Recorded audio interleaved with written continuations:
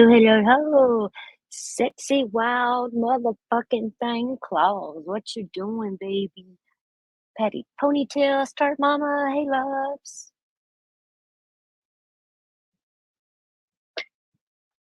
What y'all up to?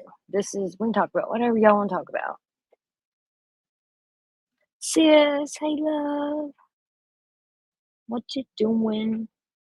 Man, it's fucking, can y'all hear me? Can y'all hear me, first of all? I don't want to be sitting here talking to myself.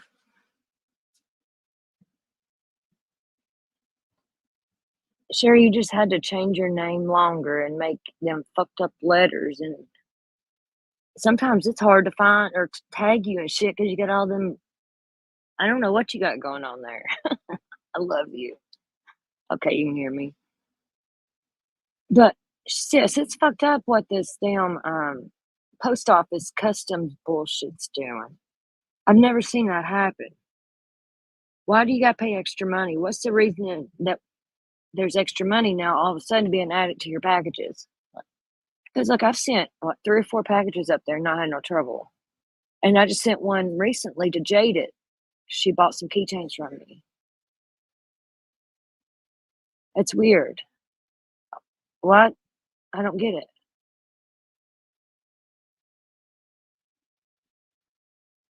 Why don't they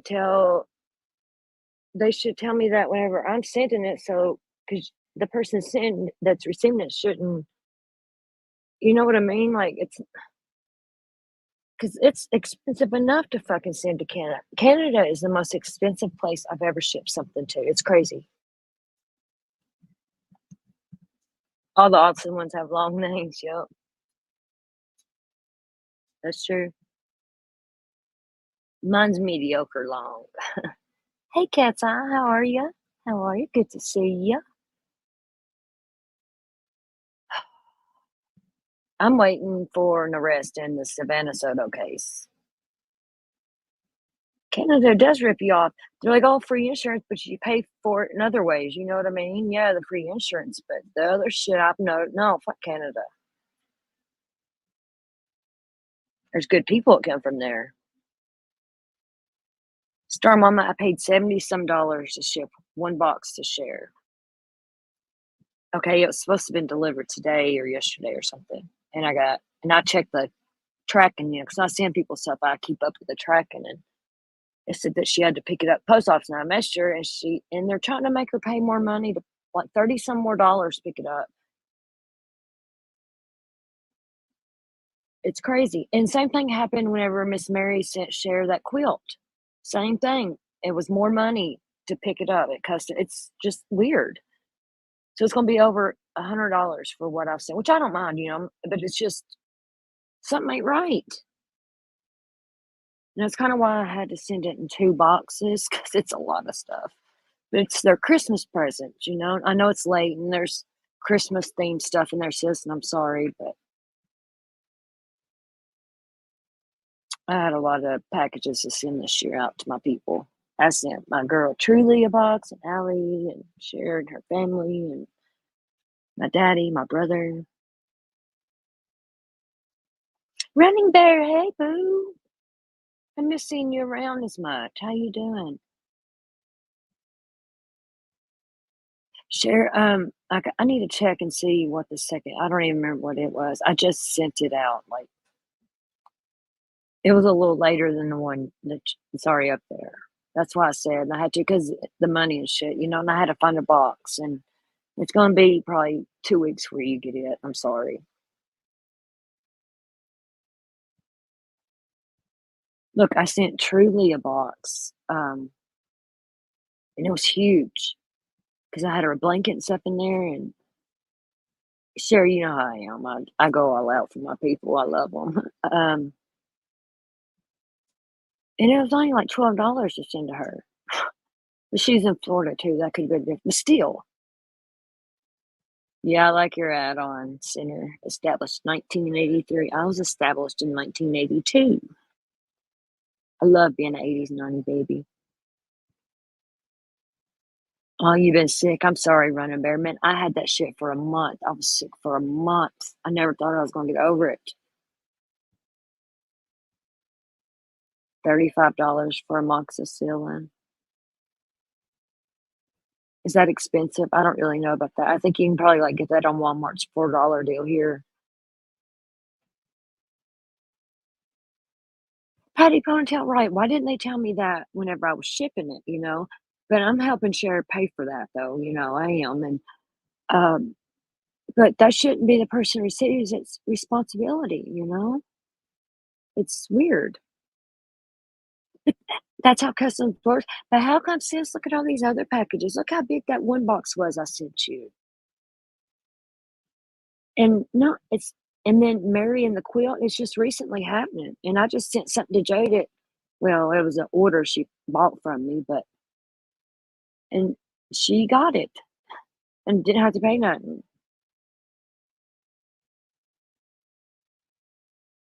It's insane. It's not like it's gotta go across the pond and stuff that like 70 some dollars for a package. I get it, but I don't get it, you know?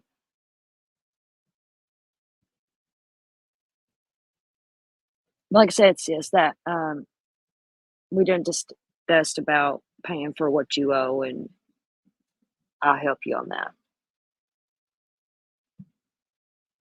It's weird as fuck. Mary sent my quilt out today. I can't wait. So excited. So fucking excited. I have slept with quilts my whole life because my great grandma, she used to hand stitch them. And then my grandma used to paint stuff and get them quilted. But I don't have any, I have store bought quilts and I love them. I love sleeping because I get really hot and they're just perfect for me. And I never thought I'd have a handmade one, especially from somebody special like Mary to me. So excited. I love her. Customs is the Star Mom, you can send something cheaper to England than you can Canada. Swear. It's crazy. I mean, our borders are connected. You don't even have to go across water or nothing. It just blows my mind how Canada is ass backwards, I swear. Hey Jay, hey bro, what you doing? My love. It's my little brother there. Wacky tacky. Oh my god, look all my peeps here tonight. I'm so excited. A ritual. What kind of ritual? They're making more deep fried Oreos. Did you tell them, sis, about the Uncrustables or even a peanut butter sandwich somehow?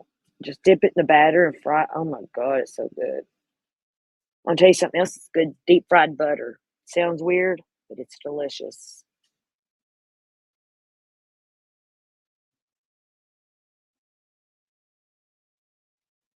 Oh, Jay, I love you. You have 3 quill cheese. I love them. It's a gift that keeps on giving. One love. Hey, beautiful. Hey. How are you? Look, I said all my people are here tonight. All the ones I love are coming. Might seem like I like everybody, but I don't. Oh my God, Nana, look. Y'all just keep popping up on me. How are you, love? I love you. Nana, I seen you. I was watching a chat replay because someone had told me that Squirrels on Fire was reviewing a live I done with Amber, and I seen you talking about me and Amber, and thank you for that. That melted my heart. You and there, and you saying you loved us and stuff, and we were good. Thank you for that. I think I'm gonna panel up a squirrel one day and talk about it because Amber, she's not on here no more. She's sick and she's just got real life shit going on, and she's not into Kylie's case anymore. And I'm not gonna bring her into it because she left you too, pretty much.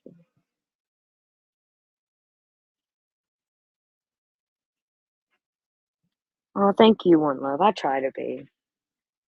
I know I got a big heart. I'm not like being arrogant or not, but I do, and I've learned that, and I gotta learn how to use it, if that makes sense, because I just let people abuse it, and I'm tired of that.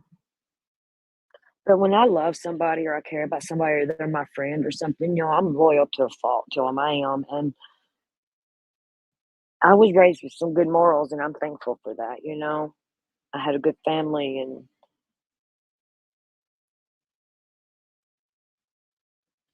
oh, thank you on that.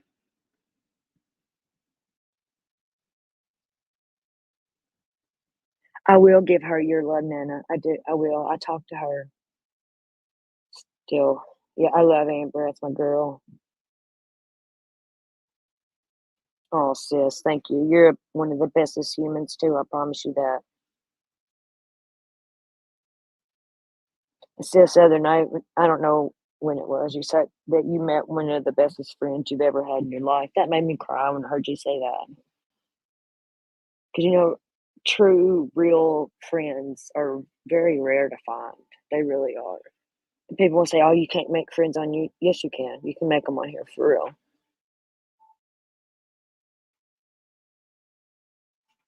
Oh, sexy, thank you.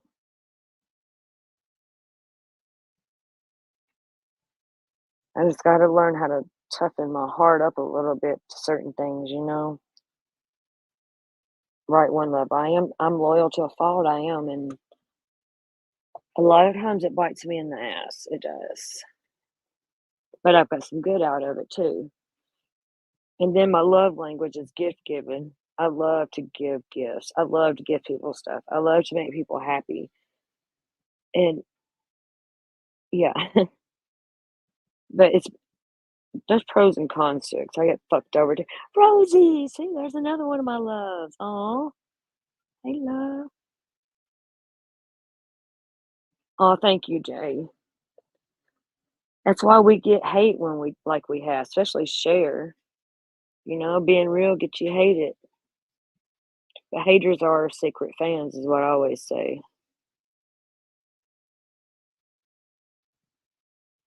Right, star mama. They could have waited till after she had that baby and took care of business. It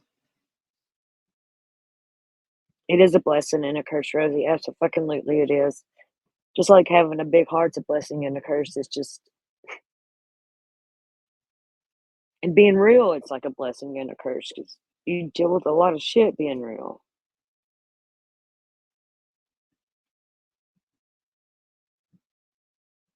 We do jinx each other a lot, Cher. I swear it's crazy. A lot. Yeah, we finish each other's sentences and yeah.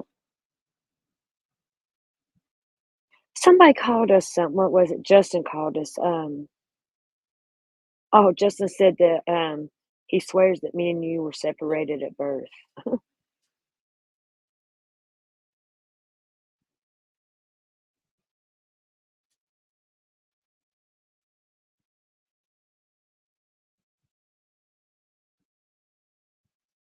We're soulmate sisters, yeah. I never had a sister. I only have a brother. It's just me and my brother, and I always wanted a sister. I did. And oh, thank you, Patty Ponytail.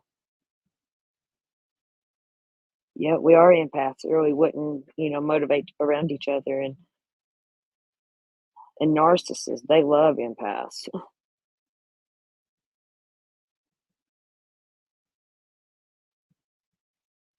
One love, it is confusing when it comes to share because people don't understand share.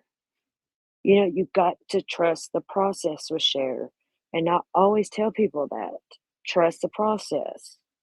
Because, like, well, not recently, and, you know, before we got as close to Jessica, I'd say something to her like, no, no, what are you doing? Or something. She'd be like, just trust me, sis, just trust me. And I would, I'd shut up. And now I don't even say nothing really because I trust the process.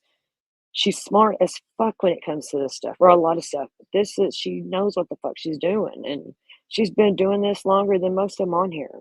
She done this before YouTube. Yes, yes. Justin said we were separated at birth. You have one sister, but one of a brother. Yeah, I got a little brother. He's 4 years younger than me, but we're very close. Right, sexy wild thing. I'd rather be real and hate it. Exactly. I don't care. 12 years older than you, one love. Aw. My brother's 4 years younger, and I'm kinda glad. I wish, because we grew up together, you know what I mean? And yeah, like with the pics, yep, sis.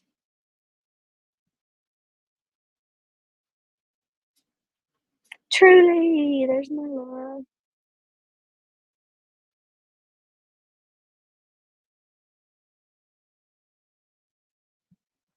Yep, one love.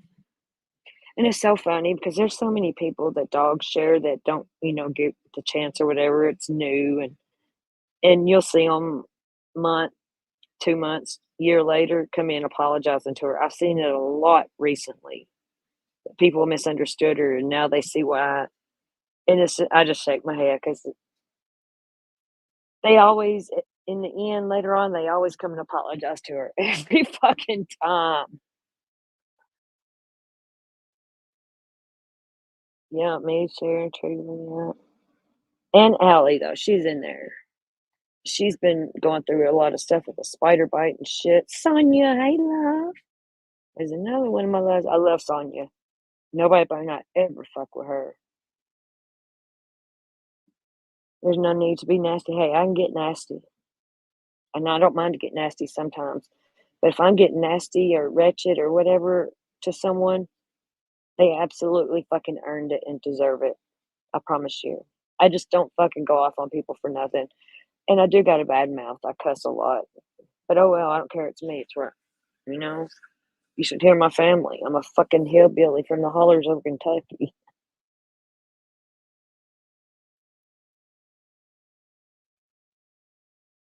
We all need to stick together. We do. Like Killer Looks always says, we're stronger together. And it's so true.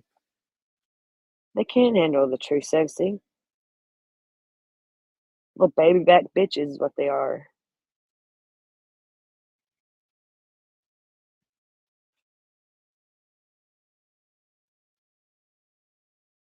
Yeah, we are one love. We're stronger together. I miss Killer being around. He's been going through some stuff. I'm not going to put his business out there, but he's a really good dude. UK hillbilly, yup. Hey, there's hillbillies everywhere, I guess.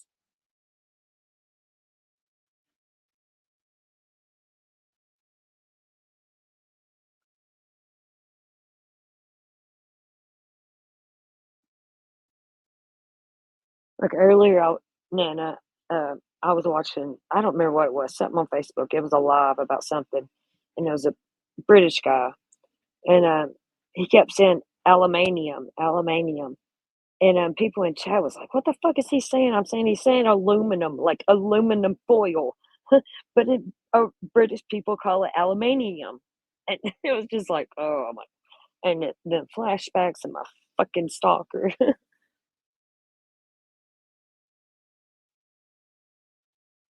Aluminium, my ass, it's aluminum foil, bitch. It was so funny because I knew what it was, because Franklin, but everyone got a bit of hillbilly in them. No, I don't agree with that tacky, wacky tacky. I don't agree with that.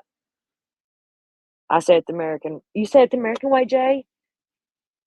Fuck yeah, I love you even more. Fuck that aluminium shit. I thought of Nana and you know, I don't even remember what he was talking about.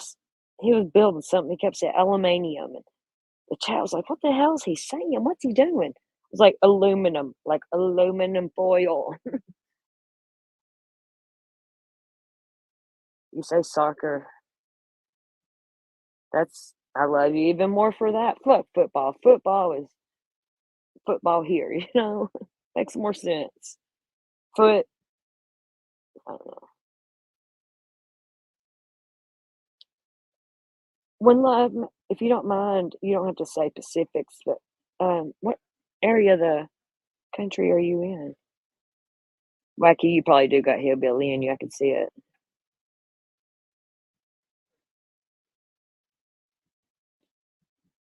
Yeah, the thumb guy hat, yeah.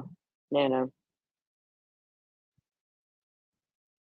It's okay. I'm over it. I mean, I've been over it, and I kinda ran him off here. I'm sure he's on here with troll accounts and stuff, and he lurks, but, he deleted his channel because I called him out because he lied about his dad dying, and I proved him wrong because I talked to his dad. And his dad didn't die, and the day after I called him out, he deleted his channel, and he ain't bothered me since. Yeah, fuck that piece of shit, fat fuck. Nana, did you see anything that all the shit he was doing to me? He made an account on here with my son's legal name, trolling me and who God knows who else. My disabled dad harassed him, my family, put my, passport on here, posted a picture of my, C-section scar, said I killed my stepson when my stepson died in a drunk driving accident. A drunk driver hit him and killed him.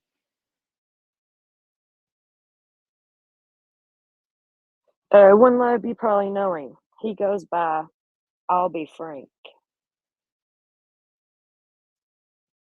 Truly was around. She seen it all, like stuff that I haven't put public that he's done to me.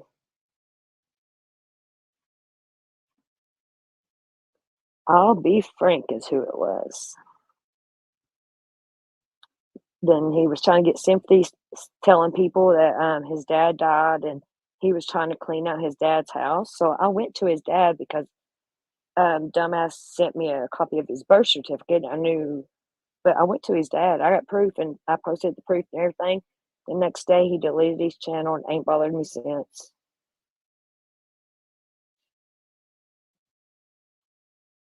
He's trolled me. He's done more than troll me, honey. It was bad, but yeah, for months, like 4 or 5 months. He's way past troll. No, he like 'cause me and him were kinda had a thing, and relationship, and I walked away from him, and Wacky there, she knows. "Hey, JoJo. Yeah, you ain't seen him in months because I run him off here. I proved him wrong.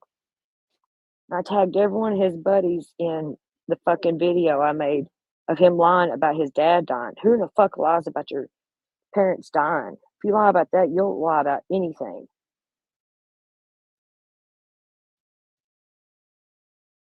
Yep.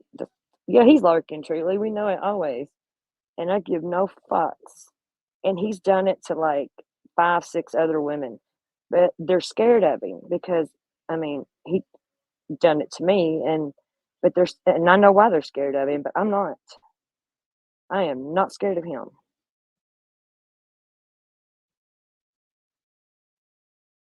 A liar will do anything. Yep.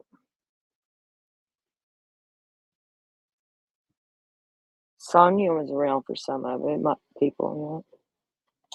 Yeah. And he tried to say he built my channel. No, he ruined my channel. My channel has grown tremendously and done so much better since he's been gone.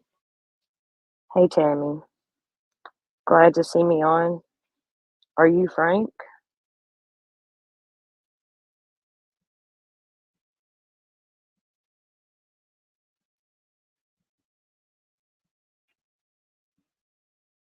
Here, let me show y'all some stuff.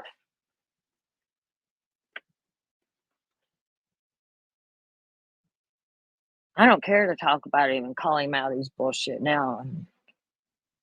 Because what the fuck you gonna do to me now? You lied about your dad dying, dude.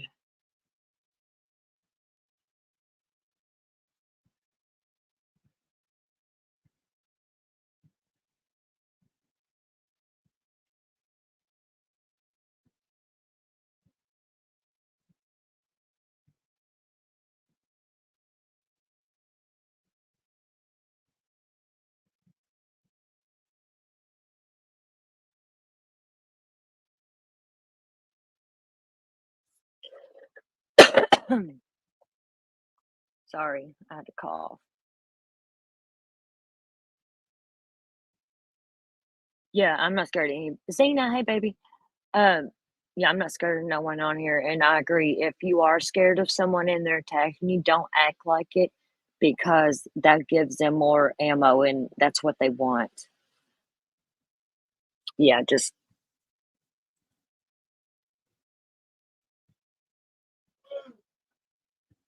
oh, he won't bother us now, Nana. Listen, I'm gonna play I don't have these on private, but Well, whenever I first walked away from him, because I had access to his StreamYard, and he had 2 little clips that he had played one night or made, but he didn't make them public, but they were on there, so I downloaded them, and he didn't know it, and he didn't know I still had access to his StreamYard. But listen to this.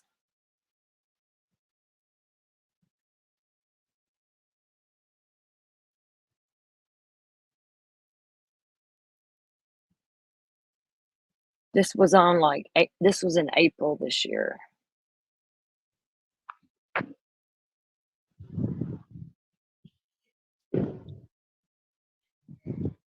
Well, sometimes. Is it still recording? It is. Yeah, mate. How you doing? So, what were you doing? Oh, someone's door's just opened opposite. I thought it was someone threatening me. The way the door opened. Anyway, so what we're doing is I'm calling out any fucker, any wannabe. Well, come on, let's be. So, Amy Turtle, I'm hearing that a lot. Amy Turtle's his baby mama. I've looked it up. It is pictures of my daughter. Thank you for pointing that out, people. I've reported the profile. That profile's been reported because Nana, Black Country. Dudley. But I think his mama's from Birmingham. it's showing my child, her child, all the blah blahs.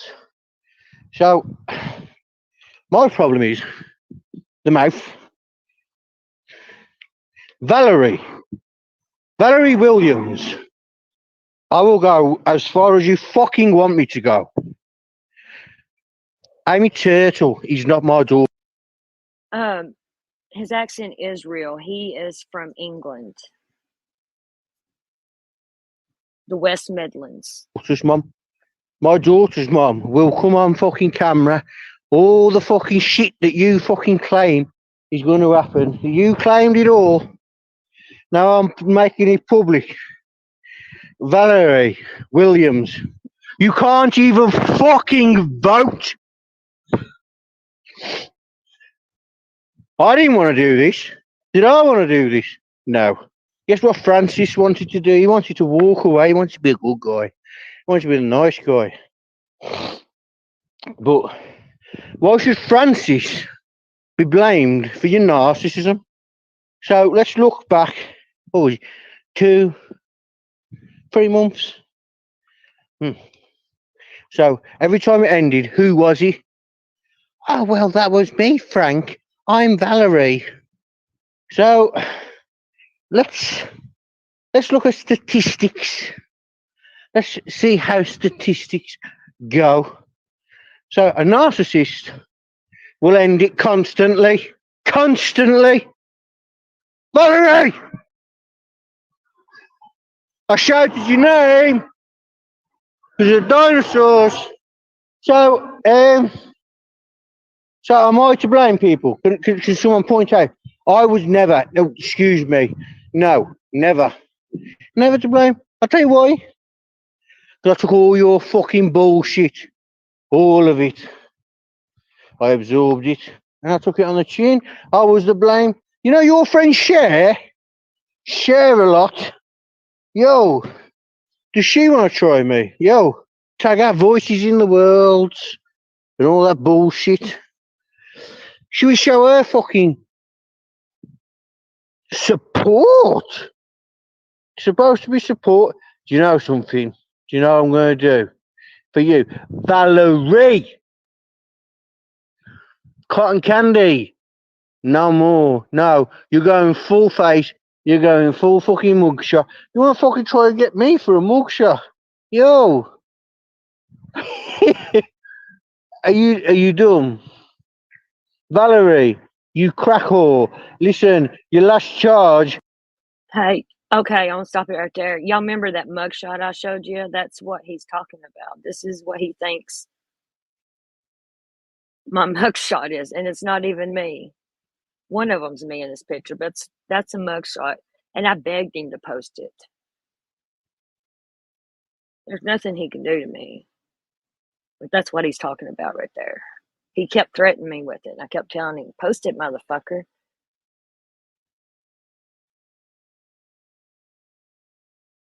Was 2017 for cocaine. Don't fucking talk to me about fucking giving people up. Yo, Valerie Williams, you crack whore. Did I or did I not give you everything?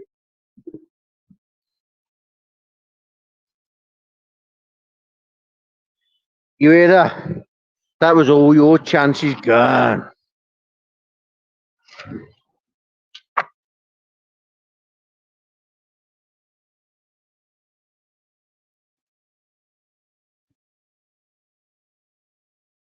One love. Look, no, this was after I walked away from him.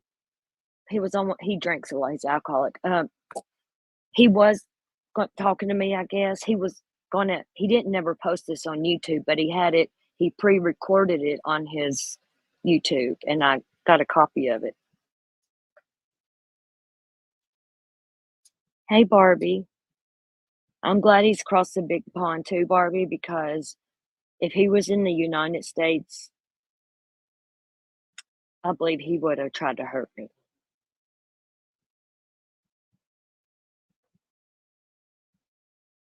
Yeah, he's an alcoholic, Jay. Yes, he absolutely is. He lives in Raleigh Regis, England. Um, yeah, that's where he lives. Okay, there's another one like that. Hold on, let me get it for you. He had 2 of these. I have one private. I'm not gonna, because I'm over all that. It was April 6th when these happened this year.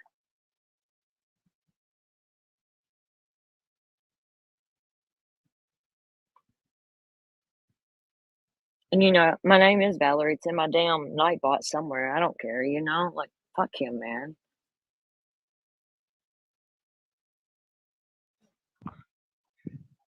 I meet you here today. Oh, Valerie, there's something I have to say. Please, darling, please don't fucking try. Fuck me. I dare you to explain your charges. I dare you to even be on fucking YouTube tomorrow morning. You dirty bitch! Listen!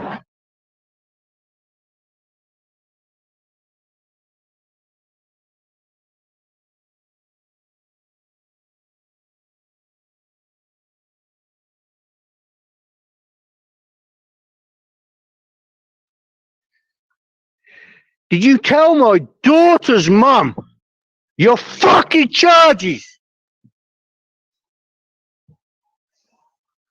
Let's be nice. Dinosaurs going back. Hey, Valerie, I don't know how you want to do this, but fucking Monday morning. What day is it today? It's Friday, eh? You think no, Thursday? Even worse. Yo, I'm thinking tomorrow morning your mugshot is going to be fucking famouser than fucking Disney.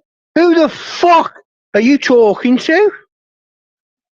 I've done nothing but for the past 2 months. 2 months. I've took abuse. I can get people in these comments right now telling you who I am, where I've been banned from because of you. But I won't do that. Do you know what I will do though, Valerie? Valerie Williams, I will put your fucking name everywhere. Because, do you know something? I was building a life for you. That's me. What was it? What was it? She can't talk says. She can't talk says something.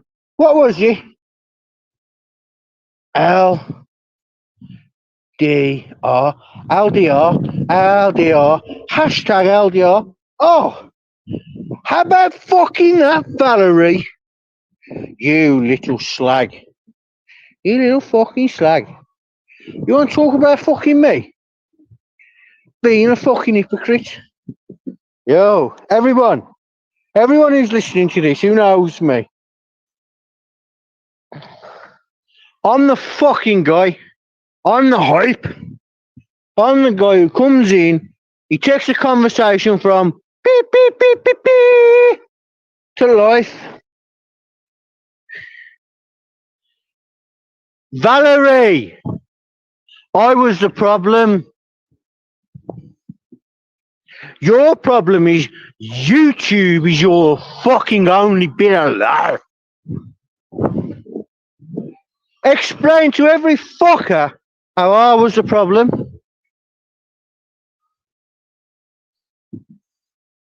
Explain it. Because I was the one deleting channels, deleting people. Everything was me. But you know what you did though, Valerie? You done what I fucking told you. And I hope to God you deleted this, you dirty bitch!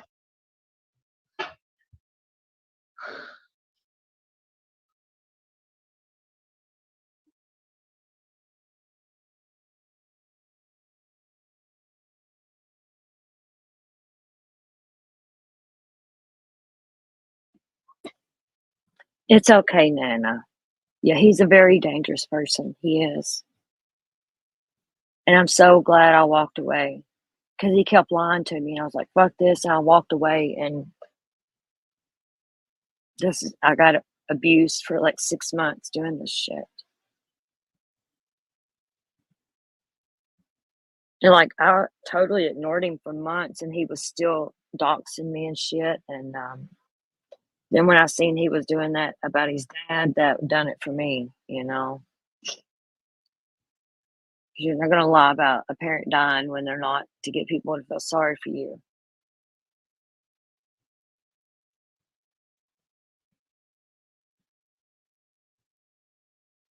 He fucked my kids, my aunt, my father, anybody he could close to me, my friends. I used not talk about it, you know, but now, you know, I want to tell my story too. You know what I'm saying? It might help somebody, and because he'll be back. He's probably in this chat right now, lurking, or one of these sock accounts that I don't even know who they are in here now. But yeah, and YouTube wouldn't do nothing about it. He done all this on YouTube. Let me show you the video where I called him out about his dad dying.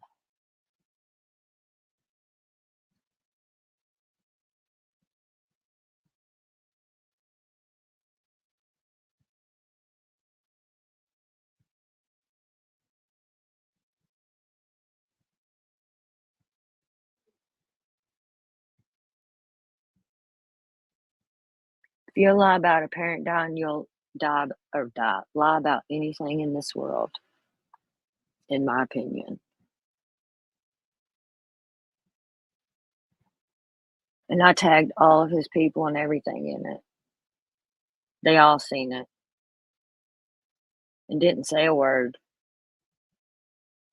They sure didn't mind talking shit on me and believing him when it was going on.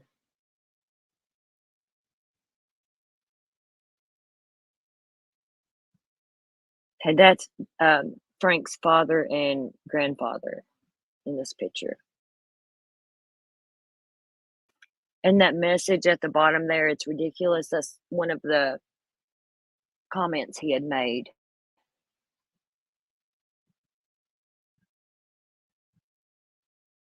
He was saying his dad died. And I couldn't do it anymore. And I went to his father. I talked to his father. It's in this video. I'll try and pause work because it's a text and stuff, but just watch.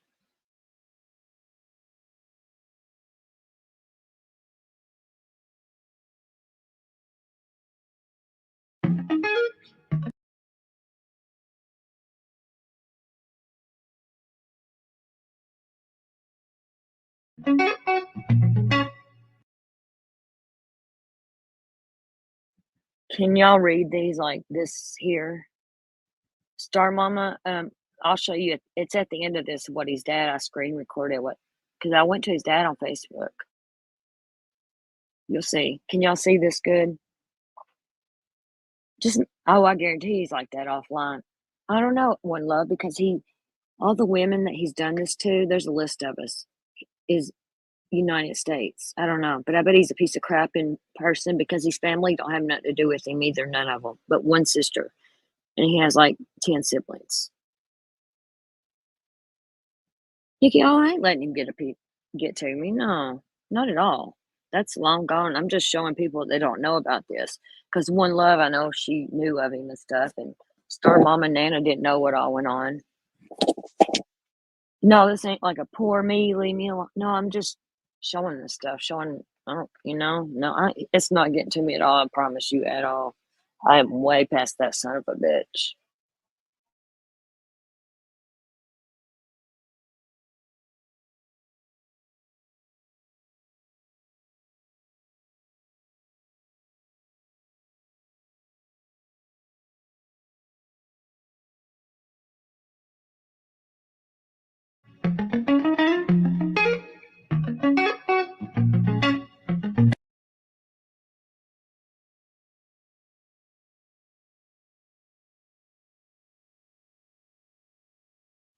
This was him talking to Aurora. Can you see the writing on this, y'all?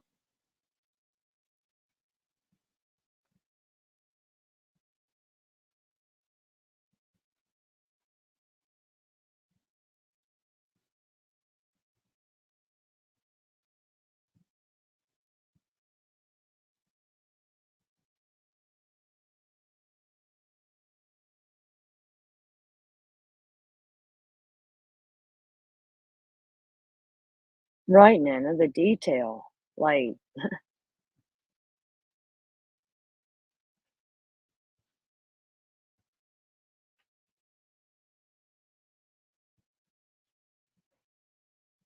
and I kept seeing him say this to people, and I shut it down.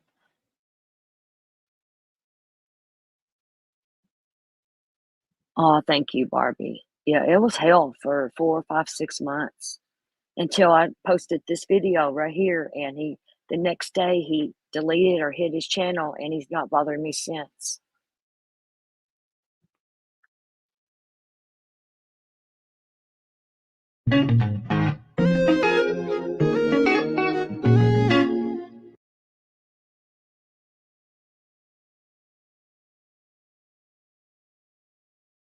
You can't really see this, but you can see at the top there it says his name 36 weeks ago. This was our conversations on Instagram, but this is when he sent me his birth certificate. And yeah, it might have been doxing, but I regret nothing because of what he put me through. But I was just proving that I had his dad as the right person, it's right there on the birth certificate. So it says his mom is from Birmingham and his daddy's from Liverpool.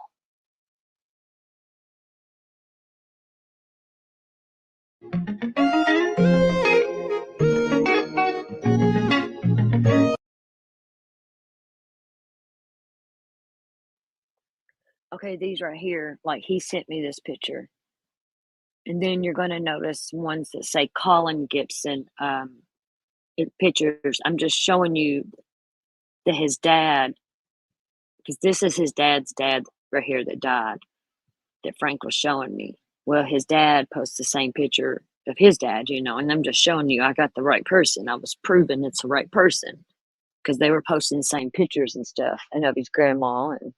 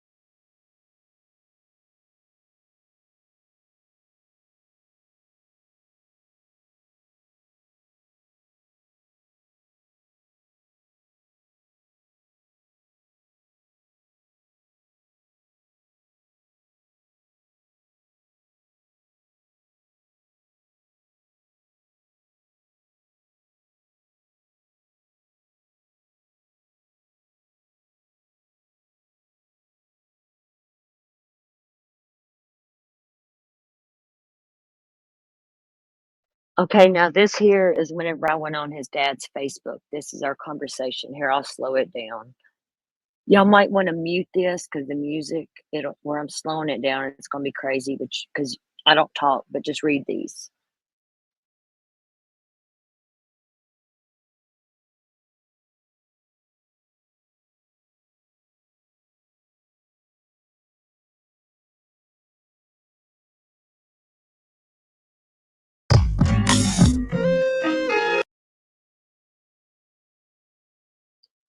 Never mind, I muted it. But yeah, just watch this. This is on one of his dad's posts on Facebook. Look, I went in there, read under my name, Cotton Candy. I heard you passed away.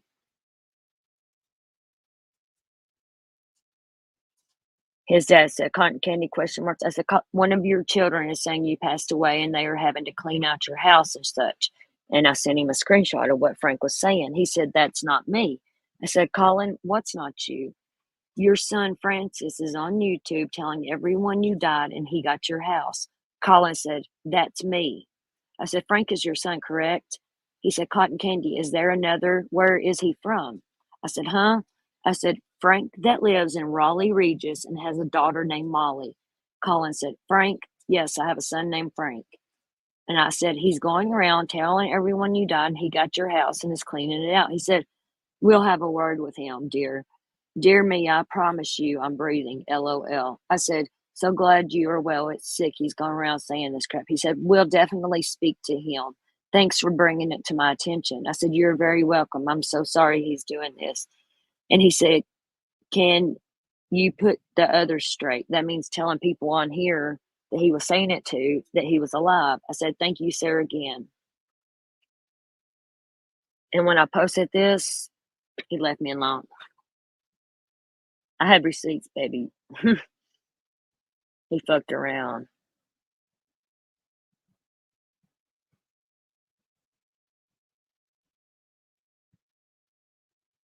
It's okay, Nana. I didn't deserve it. I didn't. But it happens.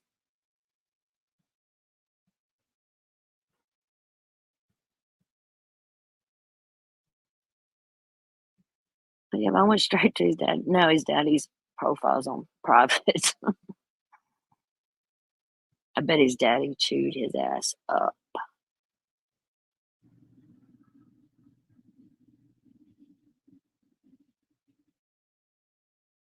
Little Dev, no, thank God, but we were planning to. This was no, when was this? May, and he was planning to come here in June or July.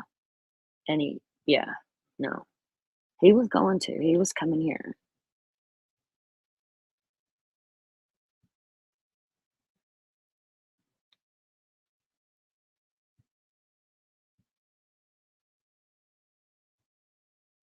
But I got his ass. He ain't fucked with me since and deleted his channel.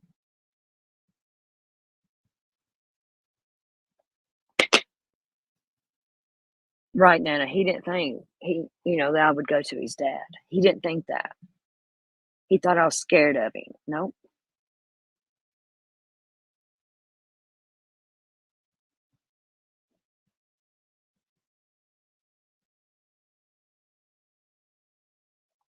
Yeah, and little Dev, I'm glad I didn't too, for real. And I'm glad he's across the pond because if he had lived in the United States, I feel like, yeah, something bad would have happened. He didn't meet his match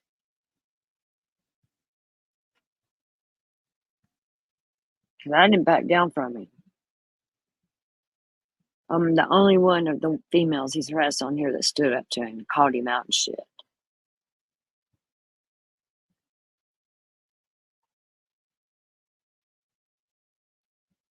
Right, Nana, thank you. I love you.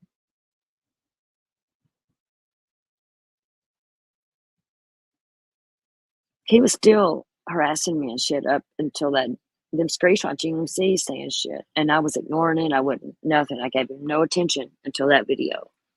And he didn't expect that.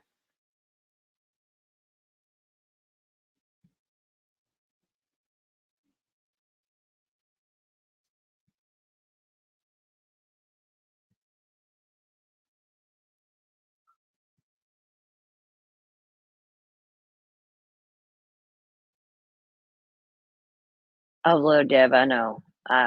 Yeah, friends on here, yeah.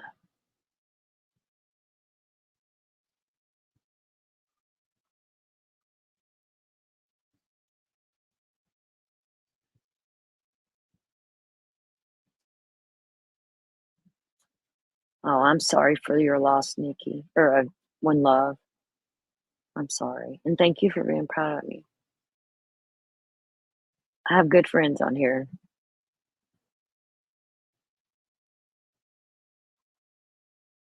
Right, Star Mama, who lies about that shit? I lost my mama. My mama died when I was 19, and I don't even wish that pain on him losing a, or a parent, you know?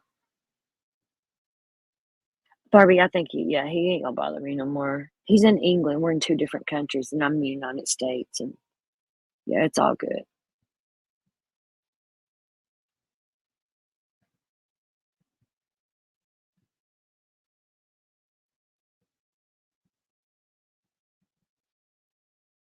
Yeah, I lost my mom, and 6 weeks before my mom died, I lost my grandpa that I was very close to, and it's like, man, it all happens at once, don't it? Yeah, he's a big old fucking lump of shit. Yeah, I don't think he will anymore when love, I don't no, I don't think he will. So what are we talk about now? Let's talk about something else, let's see.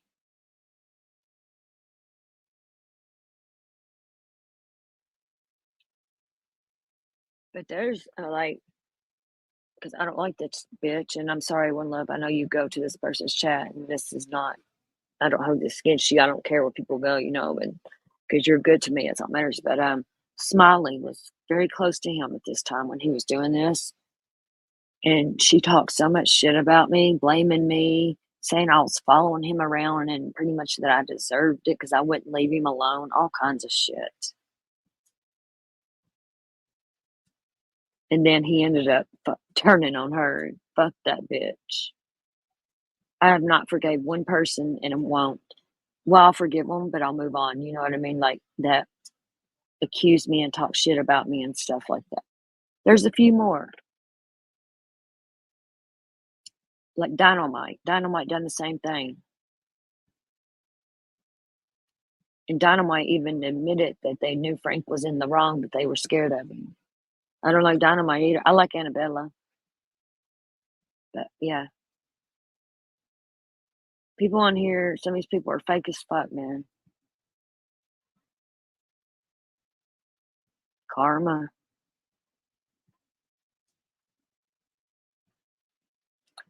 Yeah, losing my mama young really fucked me up, man. Uh, you're gonna lose your parents, but but at 19, it was really rough, and because I would rather have lost her later on, so I could have had all that. Because like my first child, her first grandbaby was only 6 months old, and I don't know. But I'm good with my mother. I'm not good with my mom dying, but I've learned how to live with it, and I'm at peace with it. And, oh, I think he's getting his karma right now, truly. Yeah,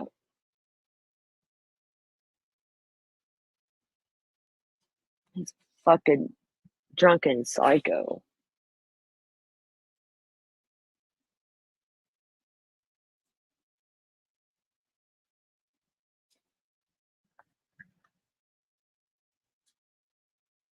Yeah, she gave him heck after, but I, it just pissed me off a Smiley because she would like stand up like what she done to Benny stalking his wife or whatever. And that was none of her fucking business anyway. But she supported Frank doing it to me. Like what the fuck? Smelly steak. I don't like her.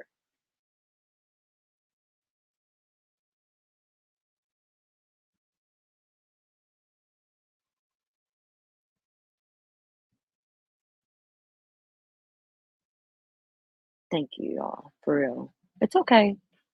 I'm just a little sleepy right now, but you remember him, yeah. Yeah, what the fuck, Sonya, right? Smiley, you're a cunt. She knows I don't like her. And then what she done to Cher recently.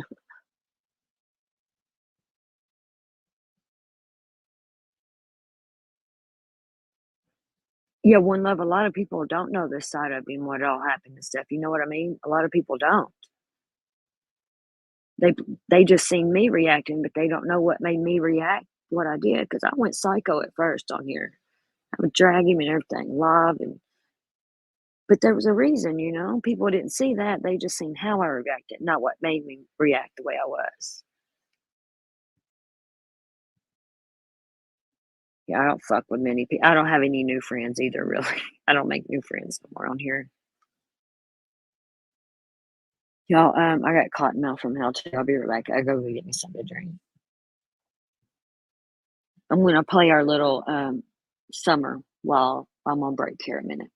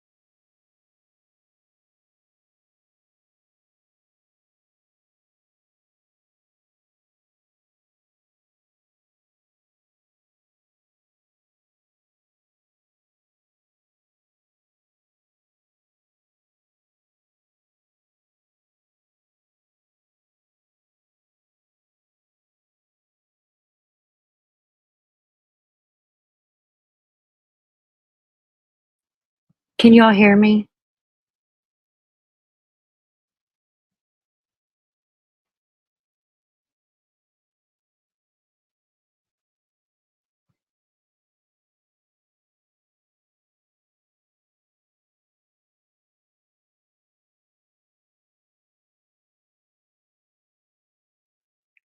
Okay, good. I had to reset my router. I don't know what the fuck the deal was. Sorry about that. That was the devil telling me shut the fuck up about that piece of shit across the pond.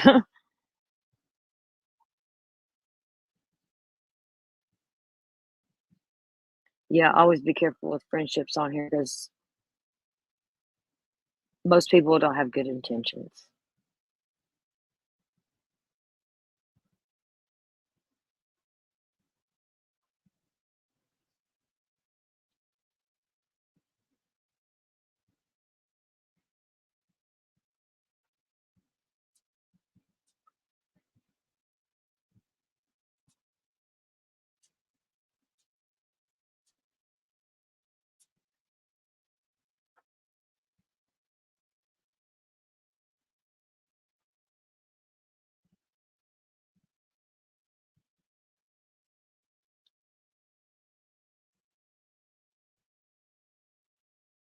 There is a little.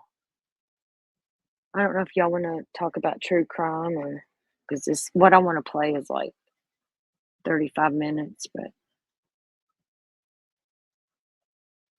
it's about updates on Harmony Montgomery, Adam Montgomery.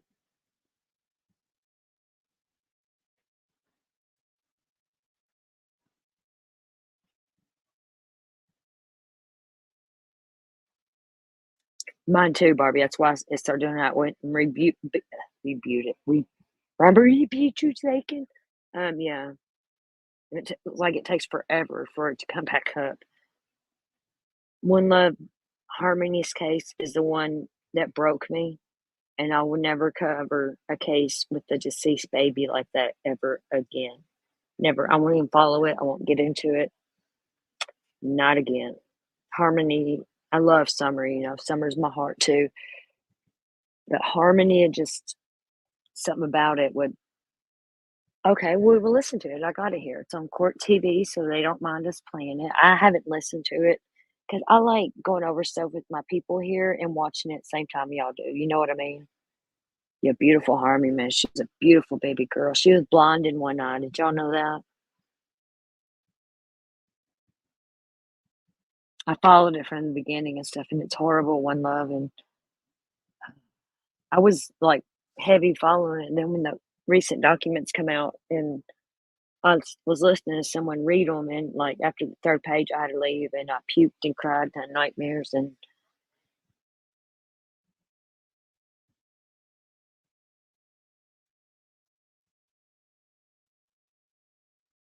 I think it's just once about Adam wanting evidence thrown out. I don't think it's so much about Harmony, Nana. Try to stick around. You might be interested.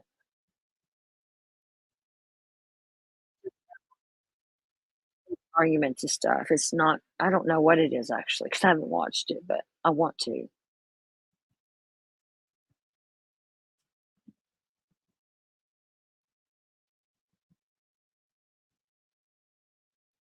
I was just looking on here for us to talk about to get off that fat fuck across the pond.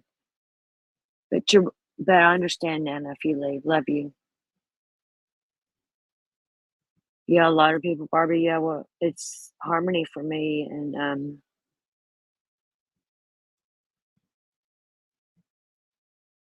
it's I can't do it no more. They haunt me. Like teenagers and stuff, like Kylie Rodney. I know it's different for me when they're young, like Harmony and Summer and stuff. Here we go.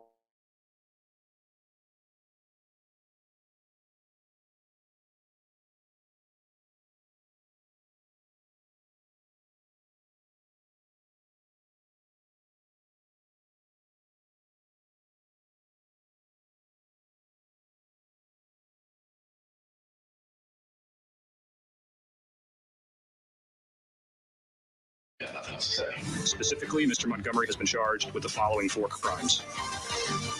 Second-degree murder.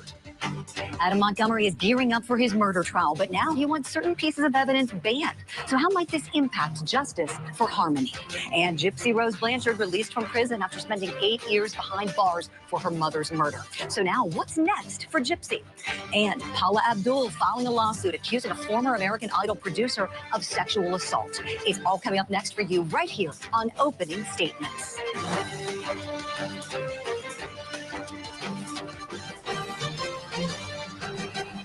Good Tuesday morning to you and welcome to Opening Statements. Also, Happy New Year. I'm your host, Julie Grant. I've missed you over the holidays and we have a great show planned for you today. If you're new to the program, first of all, welcome. We're glad to have you here. And I think you'll find the show is a lot like the actual opening statements at trial, right? That's your first impression with the jury to tell the story, get them all primed and ready to hear the case evidence. Well, that's what we do here on this show today on Court TV. We get you ready for all the major cases that are at trial and all of the big headlines in the world of true crime. So right now, it's time for you to grab a cup of coffee. It's time for my opening statement. Sometimes the cover-up is worse than the crime. We've all heard that expression, right? And we know that's often how criminals get caught. And I'll tell you what, now that we're in 2024, my friends, there is one criminal that I can't wait to see face the music soon for the murder of his daughter, Harmony Montgomery. That precious baby angel was murdered 5 years ago, and she was only 5 years old at the time. And everyone who loved Harmony can't even grieve her death properly because her little body is nowhere to be found. Perhaps that's because she was beaten to death and her little lifeless body was then destroyed. That's what police and prosecutors believe happened to Harmony Montgomery. As if the aggravated assault and the homicide weren't enough, police believe that her corpse was abused to the point of being destroyed.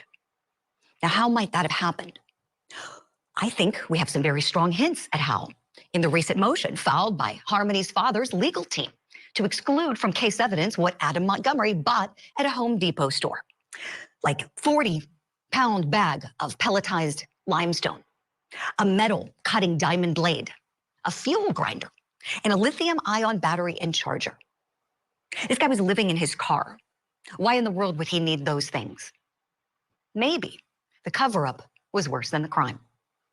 Adam Montgomery, Judgment Day is coming soon for you. February.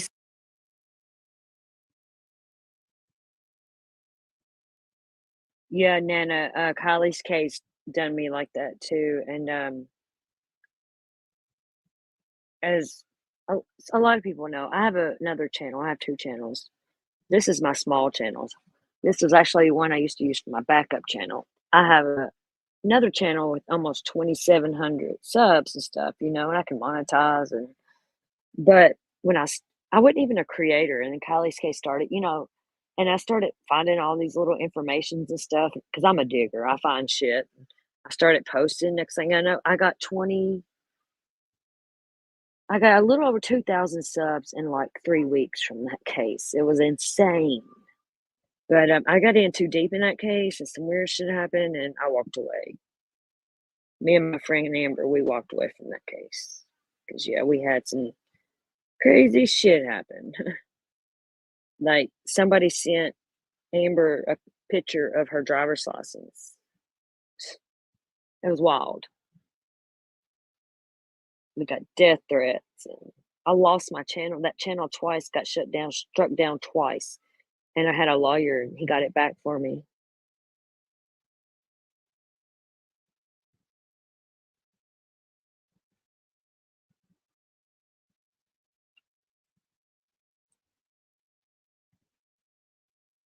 But justice for Kylie is all I'm going to say.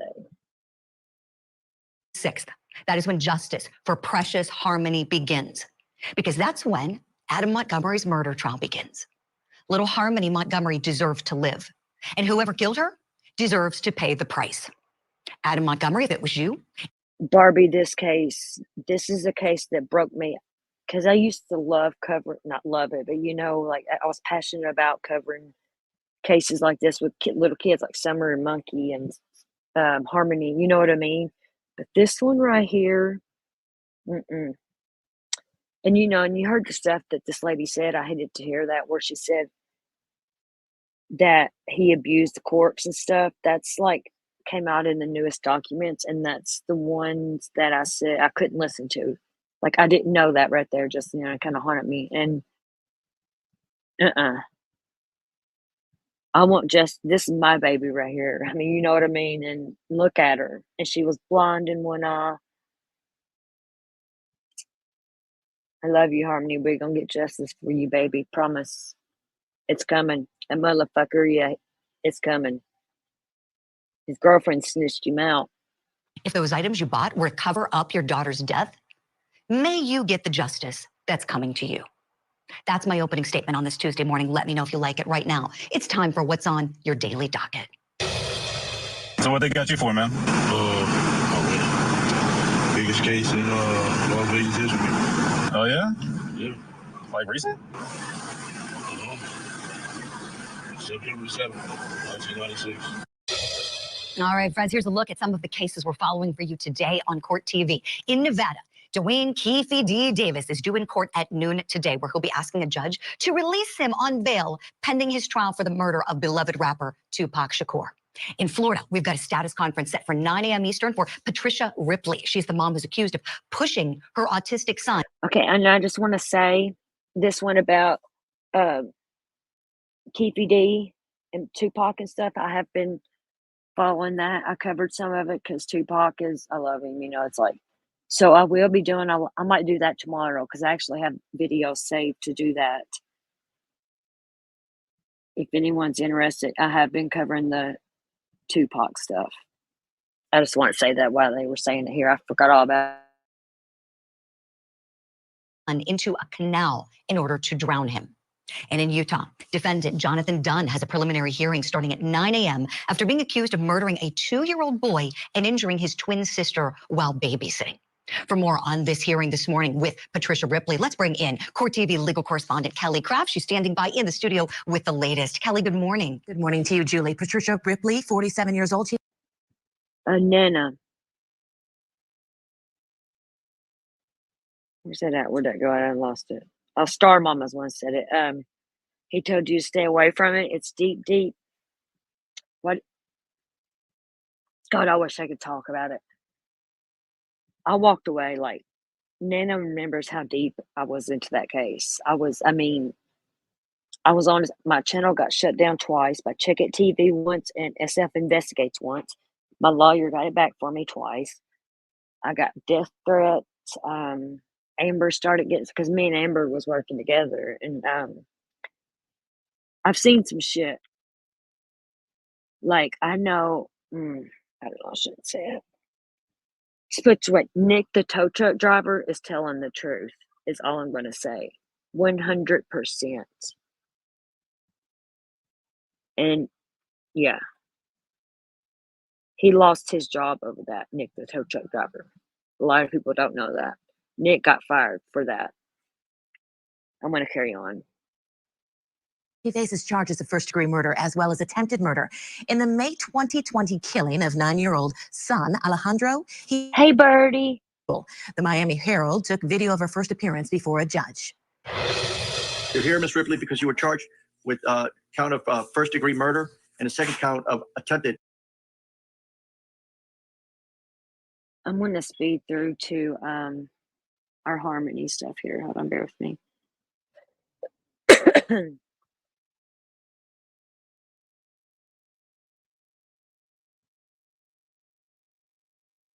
I was on it, Jay, and I know I've seen proof of what I stand by. Justice for Kylie. I've seen proof. I know a lot of shit. I can't talk about it though.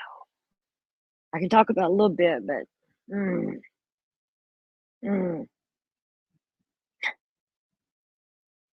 like what me and Amber done that. She was on my channel and we're talking about it. That's really all I can say. But yeah, Jay, I got shut down. Look, I got like over 2,000 subs in 3 weeks. My channel got shut down twice in 2 months, within like 2.5 months. They shut down twice. I got it back.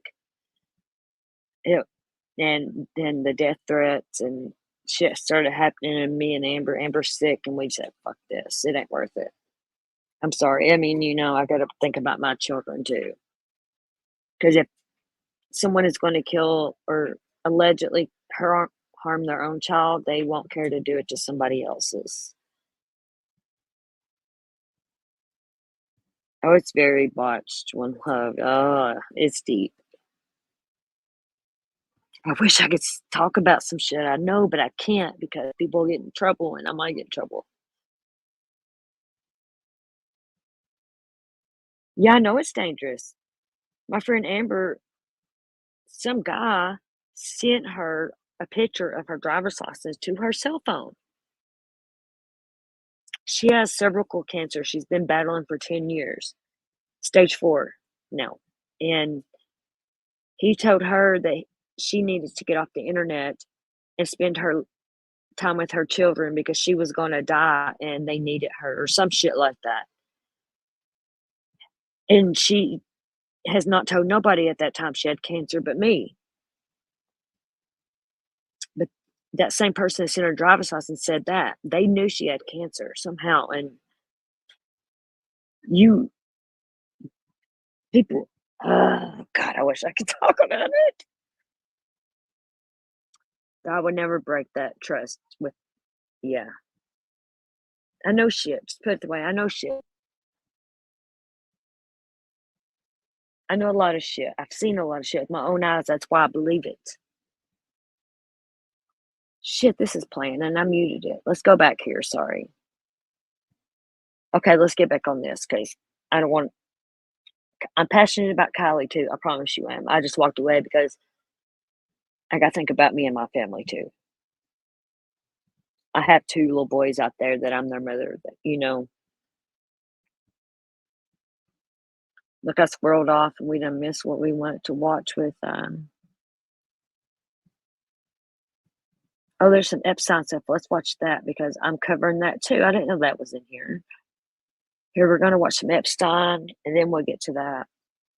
Because, yeah, I actually just made a playlist today of Epstein stuff I'm going to go over. I got a bunch of stuff planned for us. What the shit? Oh, no, where did it go? There it is. To the canal, and that quote, he's going to be in a better place. If convicted, Ripley could face the death penalty. Julie? Oh my goodness, what a horrific story. Kelly, thank you so much for that. So today we're gonna have that hearing and I know you'll be covering it for us. Thank you very much. Today is also expected to be a major day in the case against Jeffrey Epstein, right? Many feel that justice was never had, right, because of Epstein's death.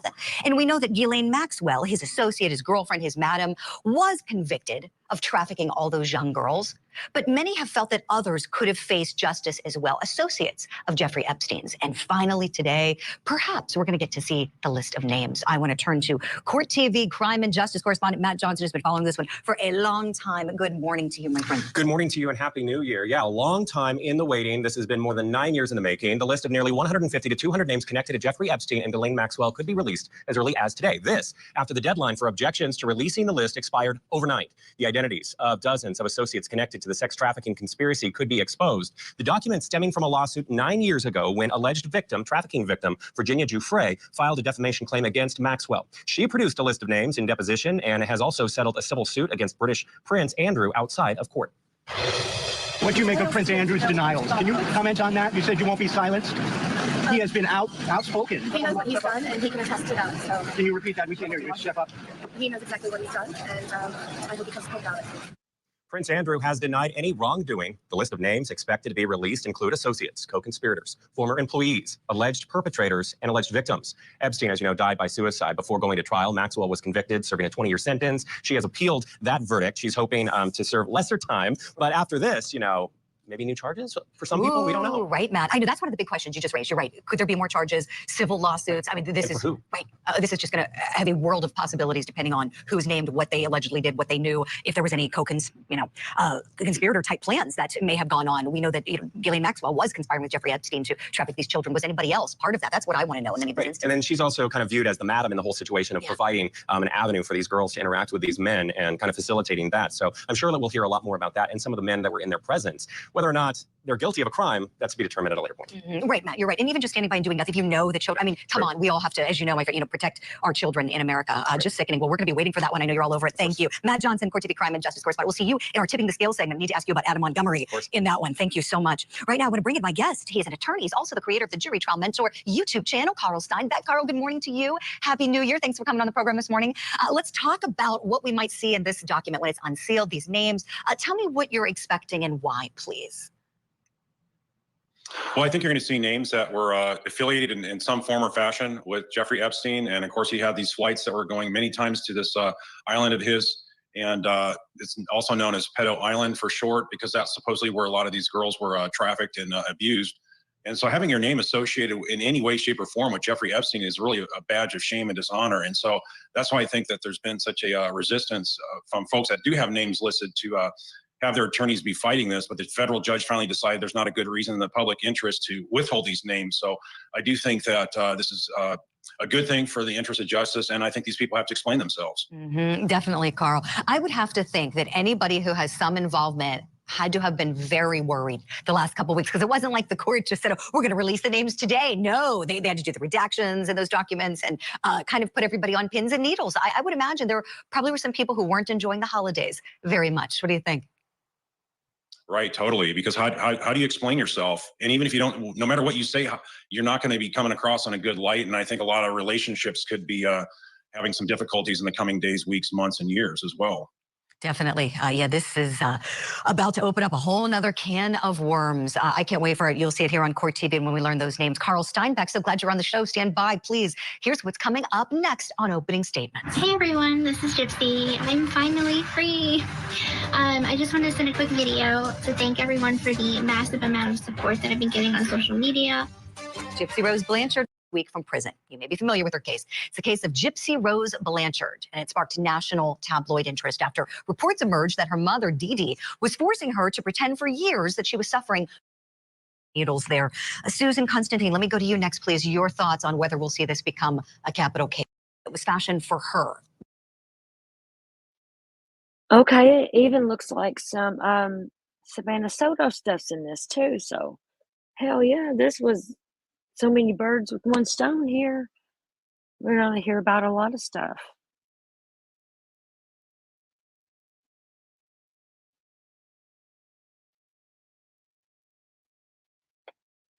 Trump wants the list exposed.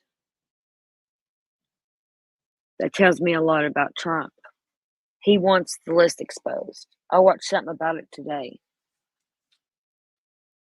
That tells me a lot about him.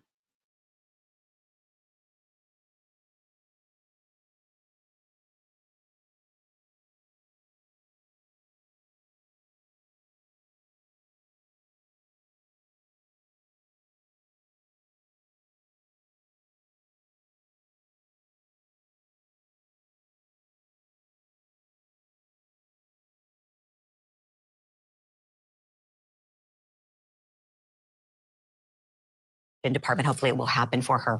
We got to switch gears now to another big trending topic in San Antonio. Have you heard about this? The bodies of pregnant teenager Savannah Soto and her boyfriend Matthew Garrett were found shot to death in a parked vehicle last week.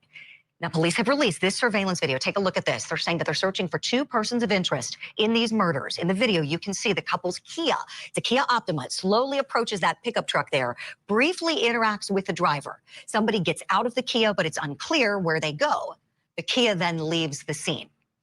Now, SAPD is investigating this case as a capital murder. Here's our question. Should the perpetrators in the case face the death penalty? Let's bring back in our power panel, Carl Steinbeck, Sunny Slaughter, and Susan Constantine. Carl, would you start us off? Your thoughts on this, please? Well, you had not just the murder of one person, which in and of itself is enough for capital murder, but you have a murder of two adults plus a child in the womb, which is considered a person under Texas law. So I would think that this is most appropriate. And I think this evidence with the truck will lead them to the eventual killers. I hope you're right, Carl. I really do. A lot of people on pins and needles there. Susan Constantine, let me go to you next, please. Your thoughts on whether we'll see this become a capital case. Well, they certainly did this crime, this felony in the wrong state, right? Texas. They got a direct line right to the death penalty. So when you've got three people, just as my other colleague was talking about, especially with an unborn infant, under 10 years old, I mean, the law is clear. If there was a felony in the progress, whether burglary or whatever it was, and connected. Okay, with this one here, I guarantee it's something personal. It's personal, you know, just because I feel it was a female. A female done this, or is behind it, or something. But a female psychopath, a jealous psychopath ex, found out the ex she's jealous of and shit. The lady's pregnant. A crazy bitch would do that before a male would. A female would do something like this to a female before a male would, in my opinion. Why couldn't they wait until after she had that baby and then took up that beef? Because this was personal. They knew each other. Guarantee it. They knew she was about to pop. Why couldn't they have waited? Because in my opinion, it's a jealous ex. To those murders, it's a slam dunk. They're going to go right to the death penalty. Definitely, Susan. You know, hey, they've got the facts. If they can catch the person or persons who did this, my gosh, this young pregnant woman. I mean, my goodness, it's disgusting. Sunny Slaughter, take us home here. Your thoughts on whether this should become a capital case? Oh, this is absolutely, I believe, a capital case. This is an execution-style murder of 3 individuals, one under the age of 10, unborn. We don't know why this crime happened. Law enforcement is holding everything close to the vest, which I believe that they should do. I know the public always wants information, but I believe in the best interest of getting the investigation done, solved, and people arrested, that they need to hold as much information possible as close to the vest. And this is definitely a capital murder case. I'm with you all. Sunny Slaughter and Susan Constantine, thank you both so much. Wonderful to see you on our first show back in 2024, and looking forward to having you both on much more. And Carl Steinbeck's going to stay with us for our Tipping the Scales segment. We're going to be breaking down the very latest when we come back after this break in the allegations made by Paula Abdul. She's filed a lawsuit claiming she was sexually assaulted by that guy there, Nigel Lithgow.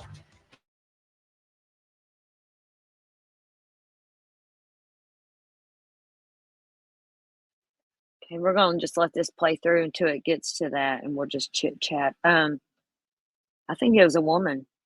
Jealous ex, I swear. Bitches are crazy, man. And then you add drugs and money and gangs and bullshit to the mix. And I think the girl's daddy helped her cover it up and dispose, and robbery probably too, kidnapping, because I'm positive they were lured out of that apartment. They just because Savannah's belongings, the baby's bag, a candle was burning. Savannah wasn't planning on being out of her apartment for very long.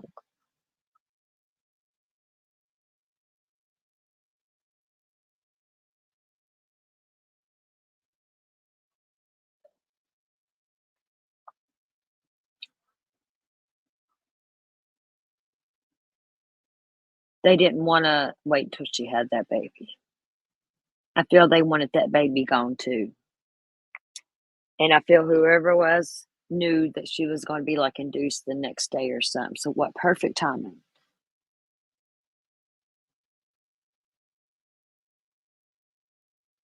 I agree, Star Mama. Someone lured them out, definitely. Definitely. There's too many things left behind in the burning candle. It's just too much shit. If it was just a burning candle and her purse and stuff was gone, you know, I probably wouldn't think much. But that just shows me they were lured out. Thinking from a woman's perspective, you know, because, yeah.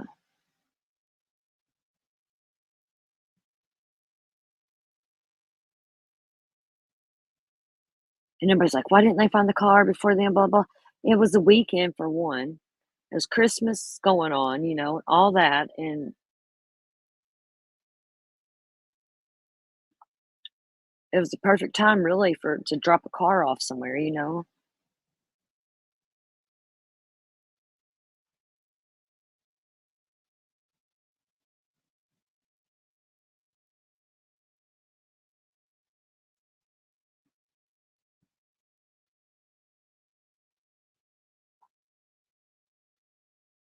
Hey, Squirrels on Fire. I was talking about you earlier. Hey. Hey, thank you for your kind words. It's good to see you all. I don't think you've ever been over here.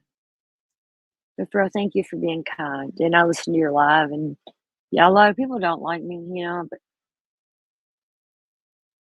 I'm not everybody's cup of tea. But be good to me, I'll be good to you.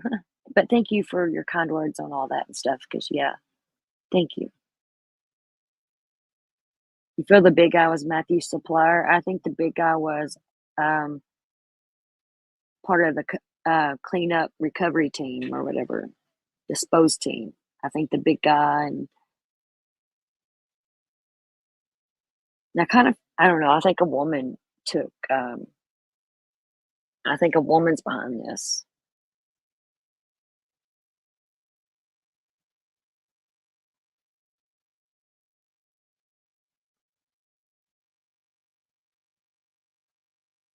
Oh, thank you, Jay. I try to be real.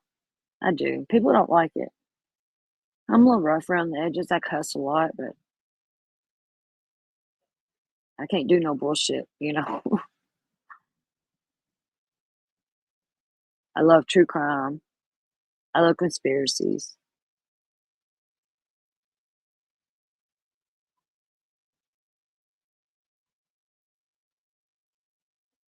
What do you mean they didn't use guns, Jay?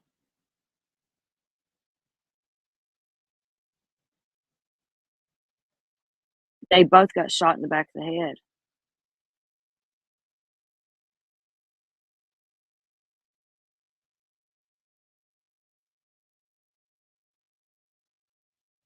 I don't believe it's cartel.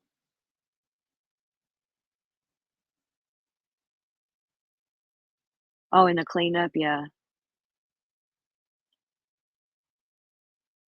And in my opinion, there's a girl driving that car.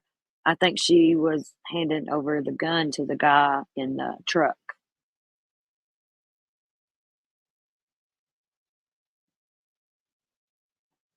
Or he was handing her the gun to get rid of. That might have been what he had under his shirt.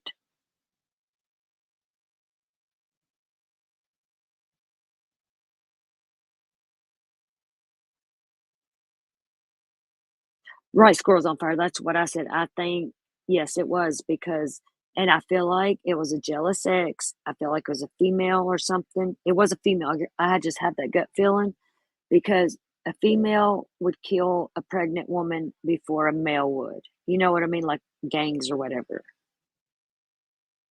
Men kind of have a little sympathy on that.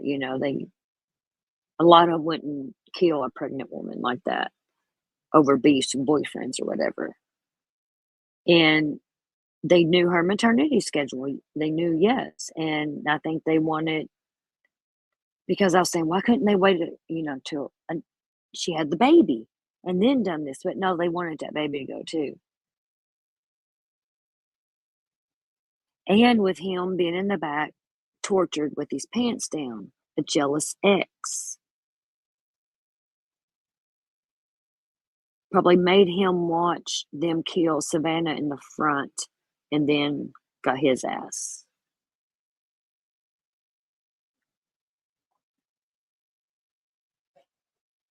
Females can be evil. Someone in another chat earlier said, would a woman really be that crazy and psychotic and cold hearted? I was like, yes, absolutely. Absolutely. That show Snapped ain't got a lot of women for nothing.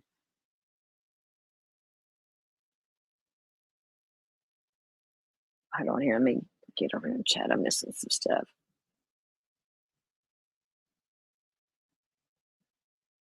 I'm high too.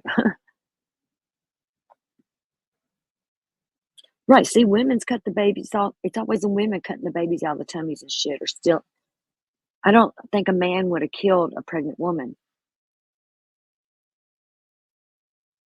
I think the female was the driver too. Yes, and I believe that was daughter and father. Because whoever they were, they trusted each other, or they wouldn't have done it. You know what I mean? For such a big thing.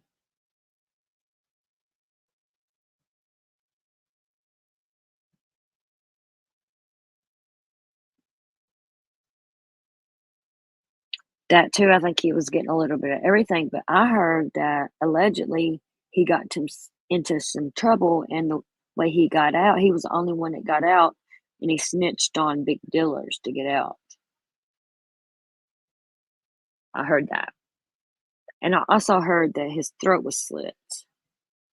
See, there's just like so many different things that could have. Hold on here. Hold on. Here's what we were. Okay, it's coming up next, but I'm going to pause that a second. There's just so many different things that are logical and could very well have happened, different scenarios. Right, squirrels, I agree. It's either jealous or the drugs or both. Yeah, they need the firing squad, in my opinion. But they won't last long in prison. Prison don't like baby killers, especially Texas. They don't like you hurting a baby, let alone killing a baby. The prisoners will take care of these people.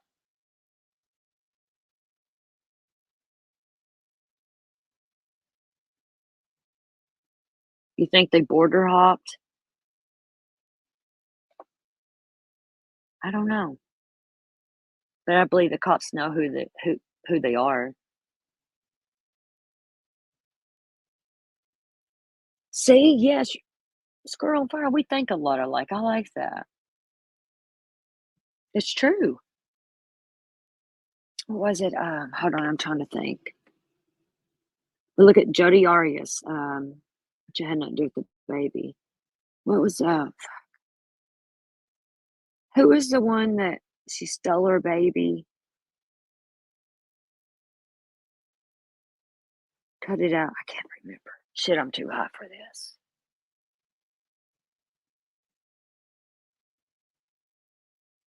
And then recently, y'all remember those cyclists, that girl, that pretty girl, I can't remember her name. It's recently going on. She ran away. She got out of the country and they caught her. She killed her ex's new woman or whatever that was well known. They're bicycle riders or whatever.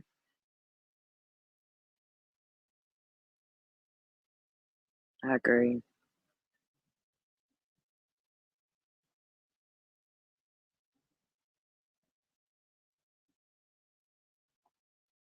Could be, but I tell you what, nobody's gonna let this go because of Savannah and that baby. Somebody's going down.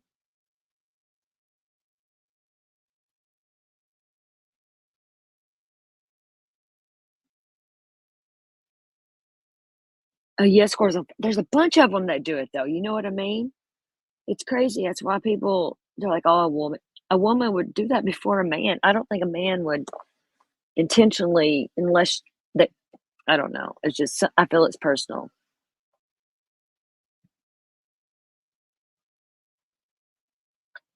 I think right. I'm right there, and they didn't care about that baby. They probably wanted that baby gone.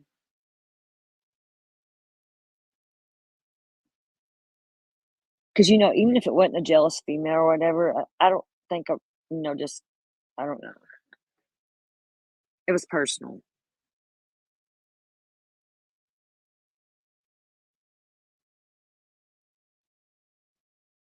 Yeah, I agree with all that, Barbie. Caitlin Armstrong, yes. Look at that. Killed that woman and gave no fucks. Women are heartless sometimes like that when it comes to jealousy. Scorned women, man.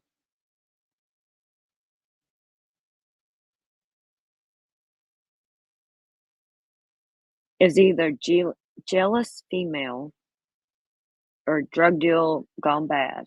'Cause see, I heard he snitched and told on all those dealers. But look, and a jealous female ex, his pants were down. I heard they tortured his private areas and stuff, and I don't really think a man would fuck with the man's penis. A female would, though.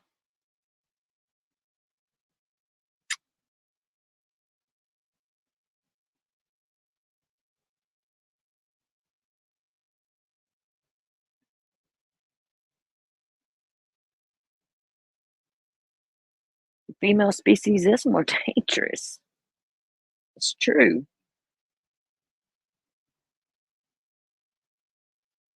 Yep. I was on Duty Ron. Yep, I agree. I love Duty Ron. He thinks like me. I like that. Yeah, Lorena Bobbitt. Yeah, see, I don't think a man would do that to a man. I don't know. They would just shoot them and go. You know what I'm saying? They're not. I don't know.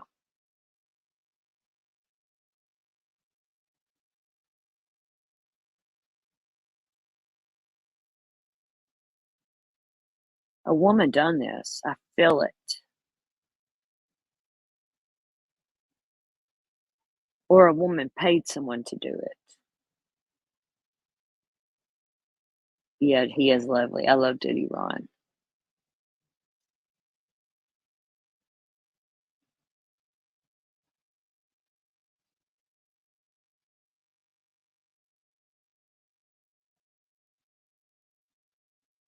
See, Squirrel, do you know that Annalisa girl? I'm sure you do. You're following it. I heard that she was Matthew's ex. Well, her current man and Matthew had beef. And in October, she went into the nail salon and Elise to go in to fight Savannah. And she seen Savannah was pregnant and she left. She didn't fight her because she was pregnant. This was just October this year. And she's, for some reason, you know, she's got beef because she's a jealous fucking ex is why they got beef. And I think, and that's when she found out Savannah was pregnant. And I think that sent her over the edge. And she had beef with Savannah because of that. The boys had beef. And I think it was her driving that car. And I think that was her daddy in that truck, allegedly, in my opinion.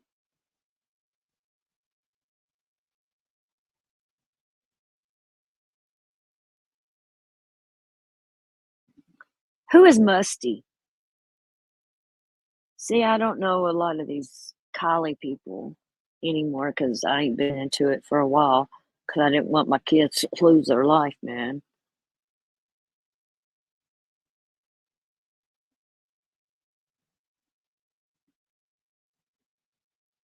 A well thought out opinion. Was that what I was doing, Squirrel? Sorry, I have ADHD and I stay still most of the time, and I'm hillbilly and I don't understand a lot of stuff. Sorry. I don't have no book sense. I got common sense and street sense, but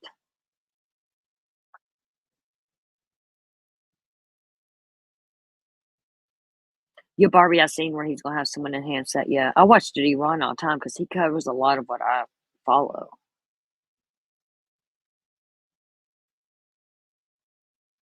Oh, Army for Jesus. Oh, look, when she first somehow it's been a months ago. I came across her, you know, and Kylie, and I liked her, and then I started. She's fucking nuts. She's fucking nuts. I thought she was a good one, you know, like Squirrels is actually fighting for Kylie. No, she's like threatening kids and shit. Fuck that abort mission is what I did to that. Uh-uh.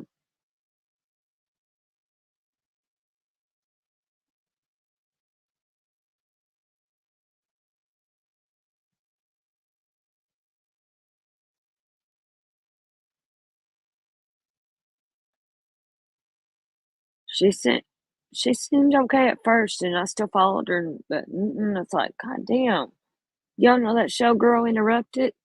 She's that one that's singing, "Oh Lordy, pick a belly cotton. Oh Lordy, pick a belly hay." That's her.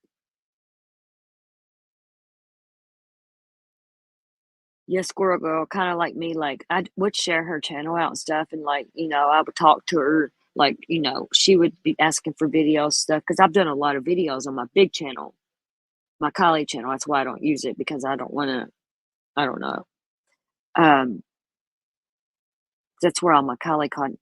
And Squirrel, did you see where I tagged you in the original video that I done with Amber is still up. It's on my main channel. With like it should have the live chat and stuff still in it. The original is up on my other channel live. But I loaded it on this channel because I started using this channel more. Yeah, Reverend Donna. Yeah, fuck her too.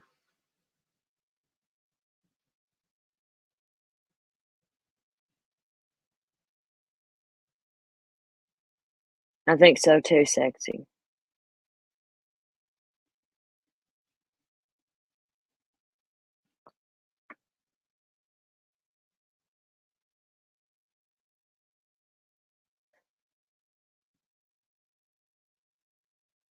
When I heard she was fucking threatening kids and stuff, that done it for Hold on, I'll get that link for you real quick, Squirrel. Give me a minute, love. I love your name anyway, because over here we call ourselves the squirrels. I love it. We're the squirrel crew.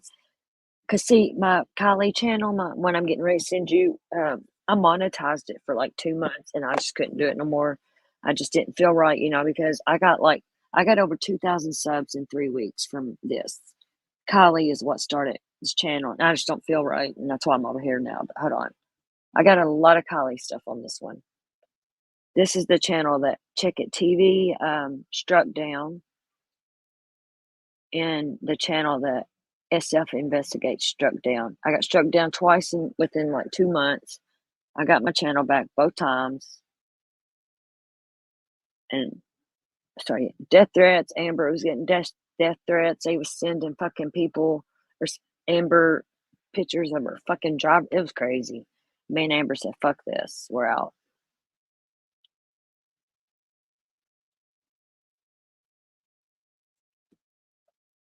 Because Amber is really sick and she's going through a lot, and yeah, it was the best thing for her to step away.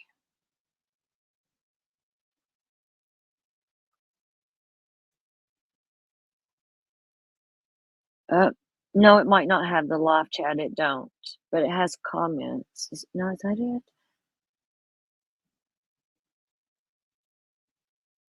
It says live chat replay is not available for this video.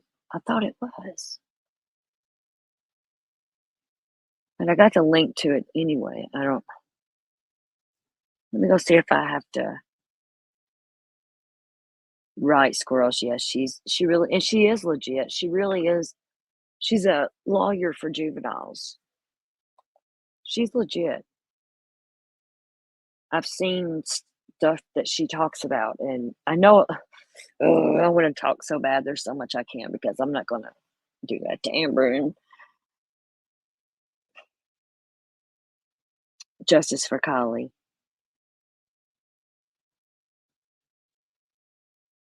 Oh, Jeff.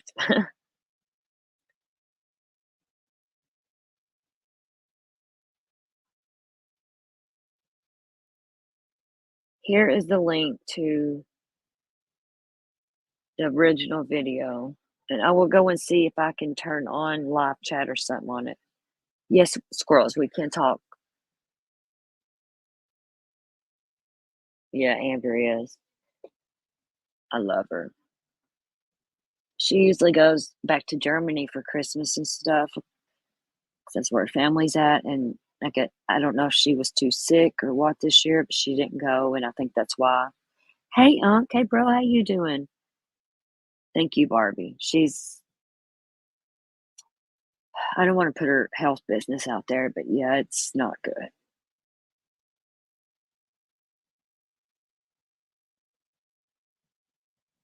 Yeah, let me go. Look, I just scrolled off. I just shared the link. Let me go. Plus, I'm stoned. Here, let me see here. What is it at? Yeah, if you just go through, I got a lot of Kylie stuff on this channel. You just have to scroll and scroll.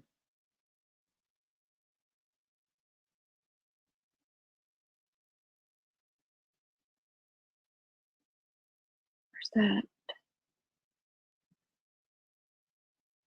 Maybe I edited something, the music or something on it. No, I don't think I did.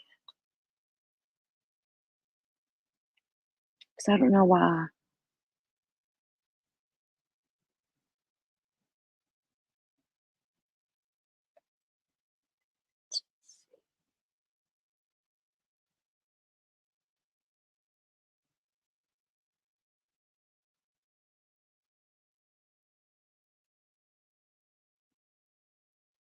Oh, it's not letting me turn it on. What the hell?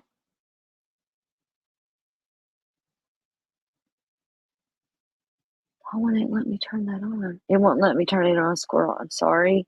Ugh. Wonder why. Oh, won't let me.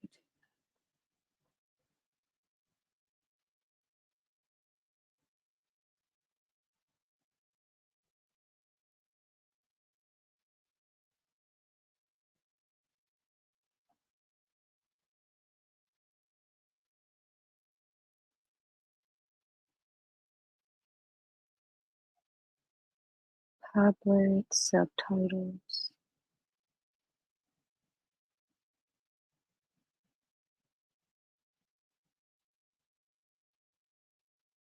I must have had a copyright for a song or something in this.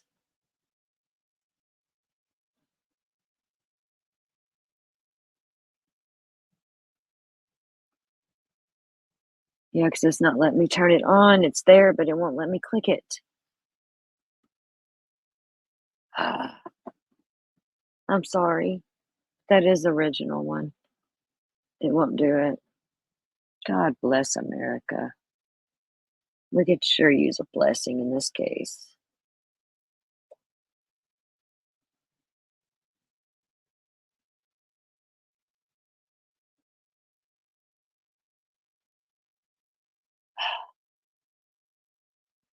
Okay, I'm back. I wasn't watching chat, sorry. Yeah, I'm stoned as shit too.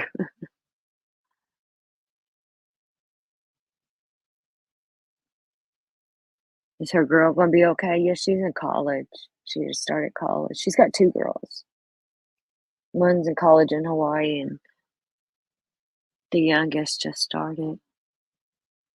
I squirrel off all the time when love. I swear it's why. We're all stoned. We're the stone squirrels, so come in threatening to call the cops. People are fucking nuts, man. Yeah, I think that's what it is. Because I used to play Did I play music? Maybe in the beginning, because that's when I was first starting, like really doing lives and stuff. I was new to it, and you know how you go in, you get the for using music, and you can mute it out or whatever. That's probably what it was. Because I don't know how to edit content out at all. Are we rolling up right now? Is that what we're all doing? Squirrel, it really is good to see you here. I remember you from the beginning of Kylie's case. Didn't you like start out on Twitter? Is that where I seen you first?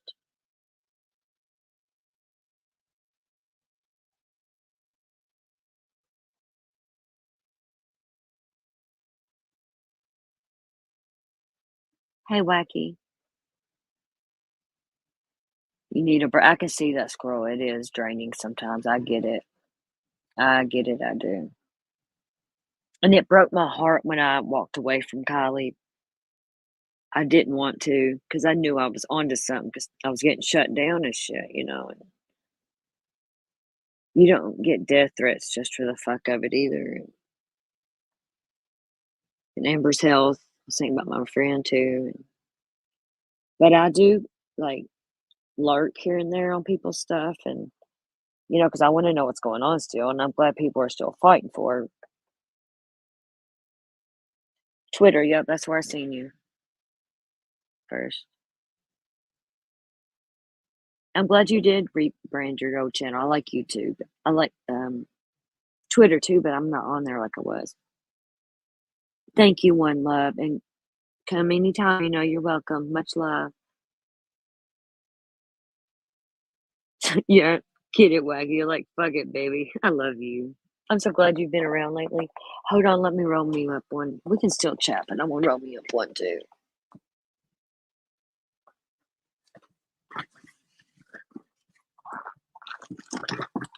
Let me get my little weed bag here.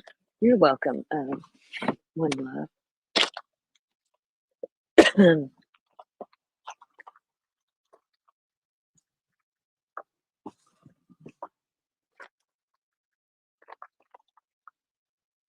And Squirrel, please don't ever stop fighting for Kylie because y'all are onto something. Y'all are on the right track. You are, at least. I don't, that fucking crazy Army Barbie, whatever the fuck her name is. She gonna end up herself in trouble.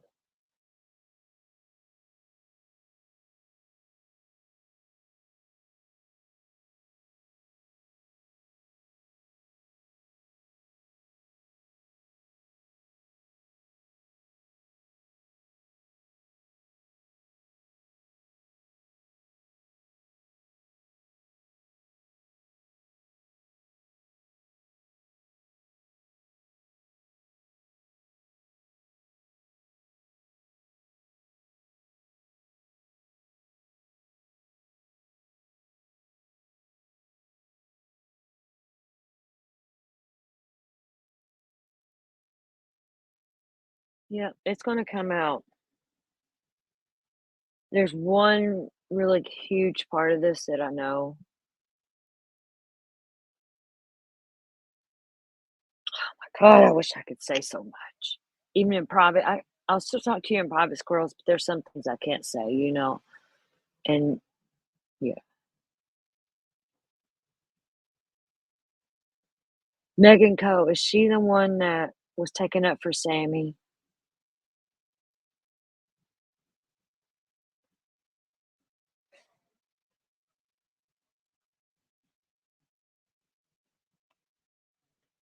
Is that the same one?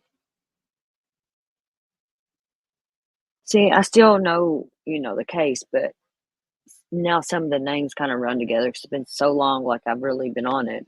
But I know who people are.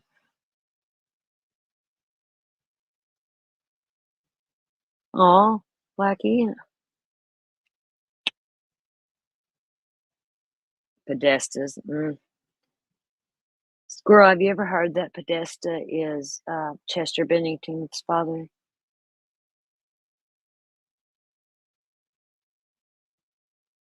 I heard the Hambrits was the ones over the fire video cameras, or whatever, or something. Yeah, that Megan. Okay, did you watch the video that I shared for you of the Ram sticker and Megan? Did you get a chance to watch that?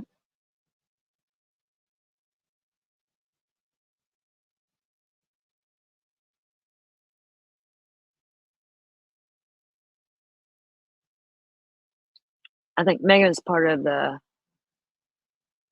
Yeah, Squirrels. Look, I got a picture here I was going to show you because I'm going to be doing a show on that soon. I've been like deep in this whole. Me and my friend Squid, we're going to go over some of that.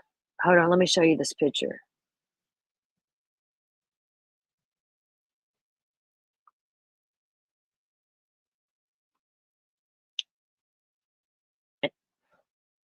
You can't tell me. You cannot fucking tell me that. Unless John went and yanked at a sperm bank. No. Hey, I'll play it here in a minute on here, Squirrel, for us, that one. See? Yup. Identical. That's what Chester would have looked like if he got to John's age. But look at this one here, Squirrel. There's another one. Hold on, look. This is deep shit. Yeah, I'm gonna look at this one. Look at the third one.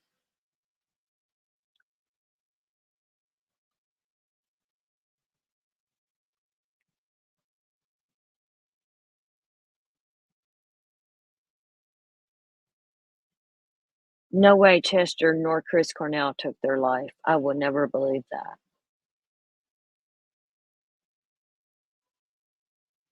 Is this one weird to y'all, or am I just conspiracy to fuck? Exactly. Rockefellers. Huge fucking names. Look at it, though. That's like 3 generations there, it looks like. Looks like Rockefeller is Podesta's dad, and then Chester. Ain't that crazy? Yeah, I've been down this rabbit hole deep for months. And then there's a song, One Pacific One, of Chester and Chris, not long before they died. Is it Hunger?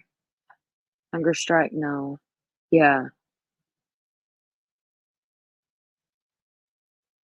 I think Chester and Chris were gonna expose all the nasty and whoops, there it goes. And they knew that Chester was struggling with his stuff anyway, and they used that. See, that's wild stuff. Do you ever go live about stuff like that, Squirrel, this kind of stuff? Because I love stuff like this too.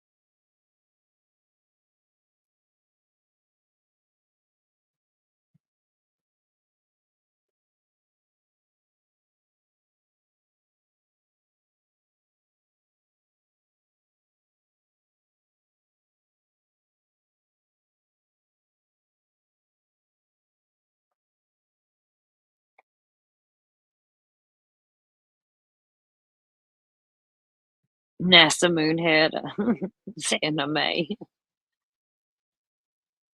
You should do Theorizing Thursdays. That's cool. I'll definitely jump over. I'm sub to you and stuff now, and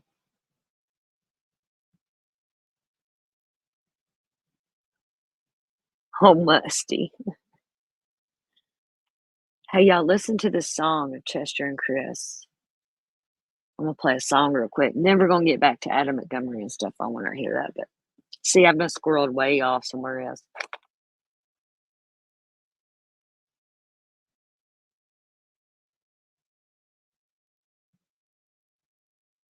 No way. No, I didn't know that. Are you serious? Oh, wow. Oh, wow. No, I didn't know that because I know exactly what you're talking about. She was up front and center, and wow.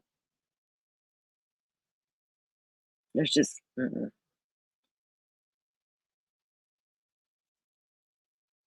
Where is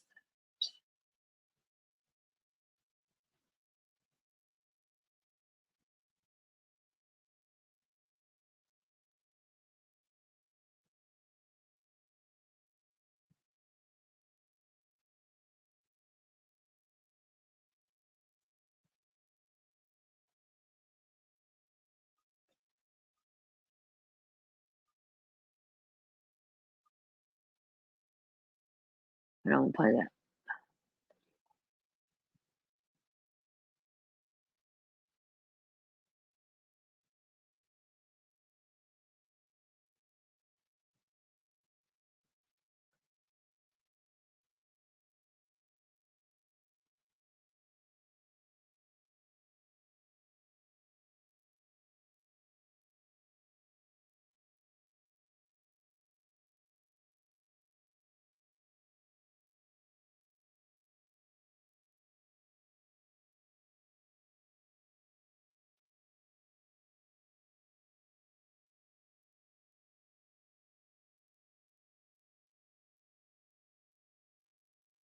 I want to talk about this RAM sticker a little bit because it's been brought up a few times and it's caught my attention.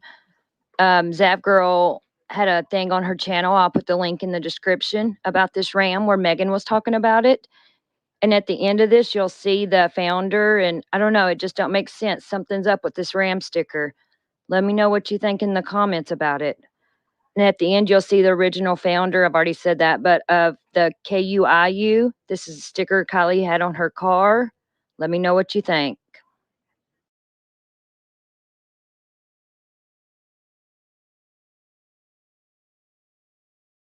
Or something.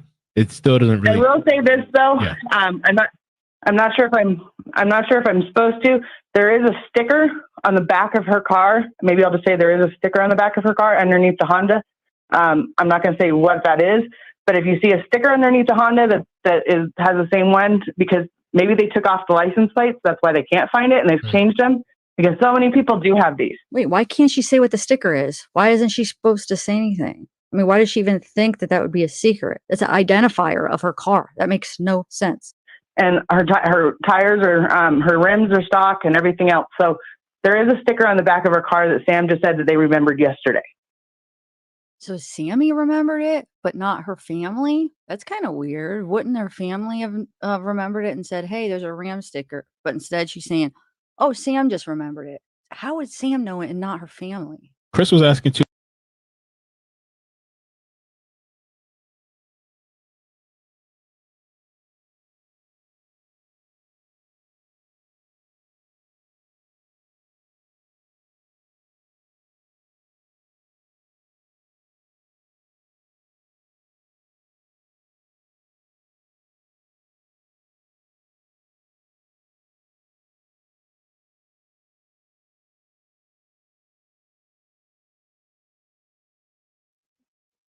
Crazy, huh? You're welcome, love. A squirrel, have you ever heard anything about the Handmaid's Tales ties?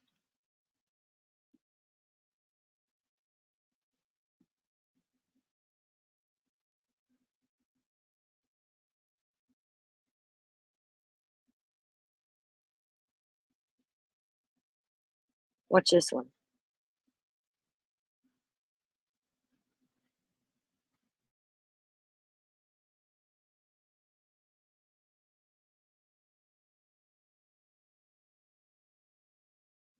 Sorry, it's so small. I don't know why. Remember when Lindsay had that as her profile picture?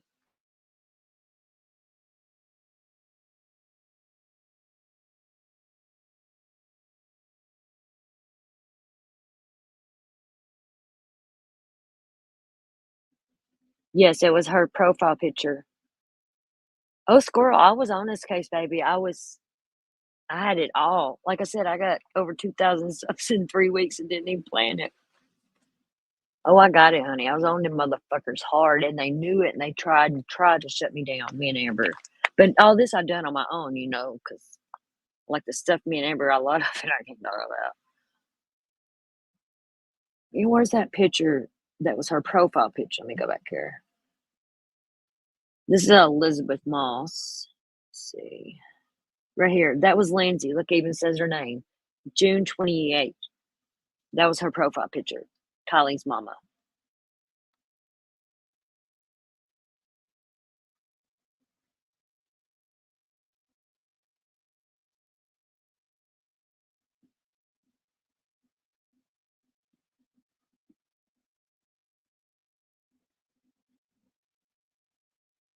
Okay, then this here.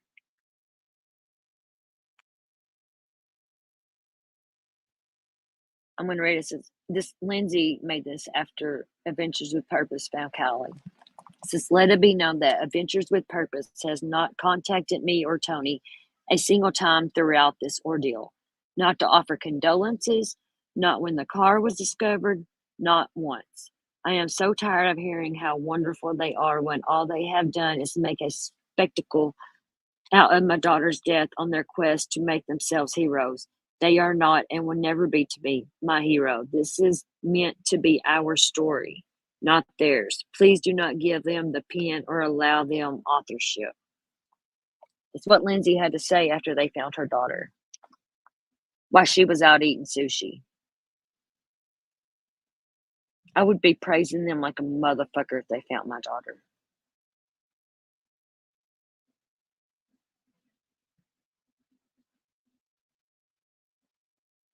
Why wasn't she there when they were pulling that baby's car out of that water?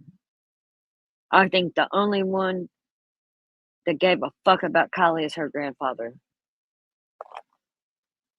Did you see him sitting on that hill? It broke my fucking heart, man.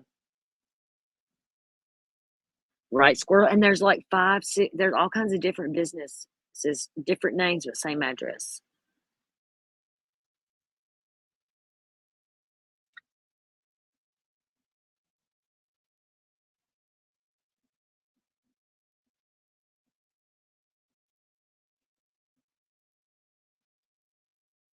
I'm going to say one thing.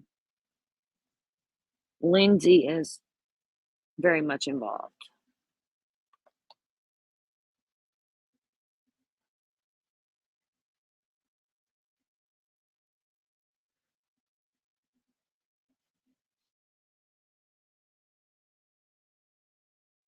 This right here, I'm going to read it. This is about The Handmaid's Tales, the history on it. I'm going to read this. Hold on, I got a lot to say here. Hold on. We should do a live. I should save some of this, but Kylie was in the process of getting emancipated too. Facts. Think about that one.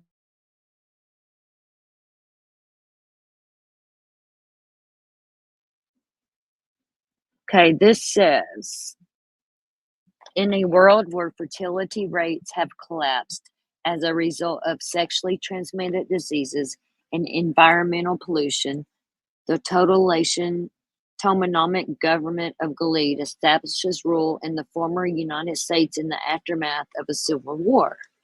Society is organized by power-hungry leaders along with a new materialized something regimen of religious feminism and newly created social classes, in which women were brutally subjugated. Sorry, I'm horrible at words, y'all.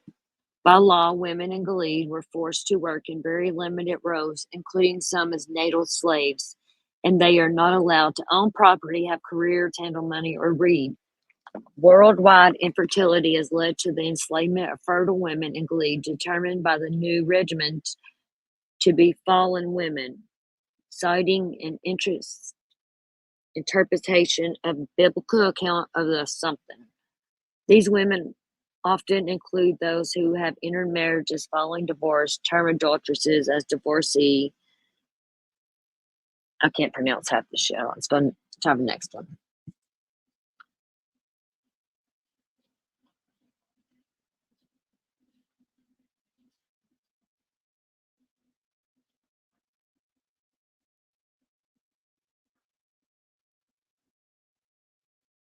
It says these women, called handmaids, are assigned to the homes of the ruling elite, where they must submit to ritualized rape, referred to as the ceremony, by their male masters, commanders, in the presence of their wives, to be impregnated and bear children for them. Handmaids are given names created by the addition of the prefix "of" to the first name of the man who has them. When they are transferred, their names are changed. Along with handmaids, much of society is now grouped into classes that dictate their freedoms and duties. Women are divided into a small range of social categories, each one signified by a plain dress in a specific color.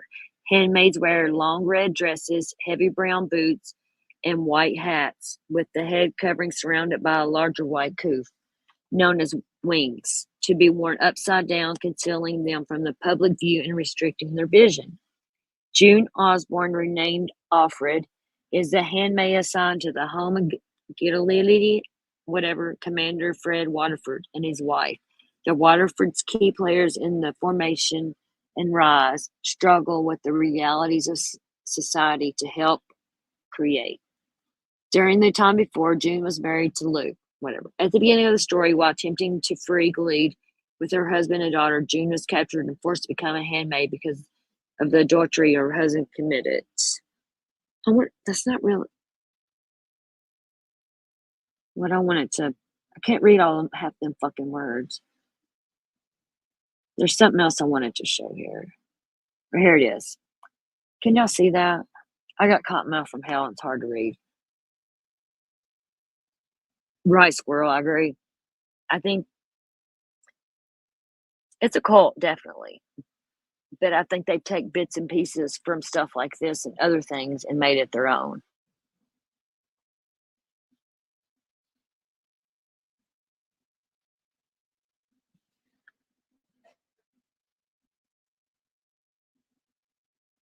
Spent a lot of time at Mag's house. Mag's mom and Kylie's mom were best friends or are best friends.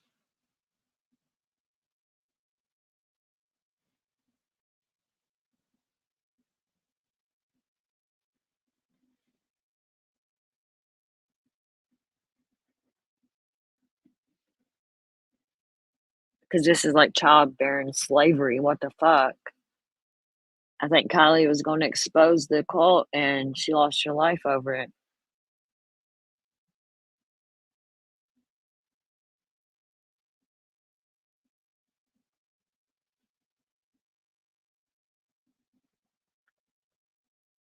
And I don't know how true it was, but allegedly Kylie was bisexual.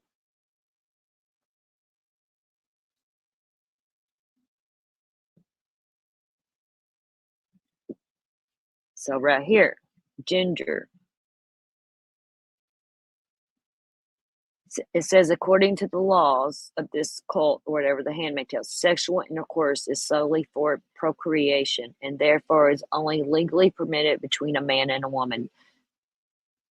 So, of course, anyone who is not heterosexual is illegal.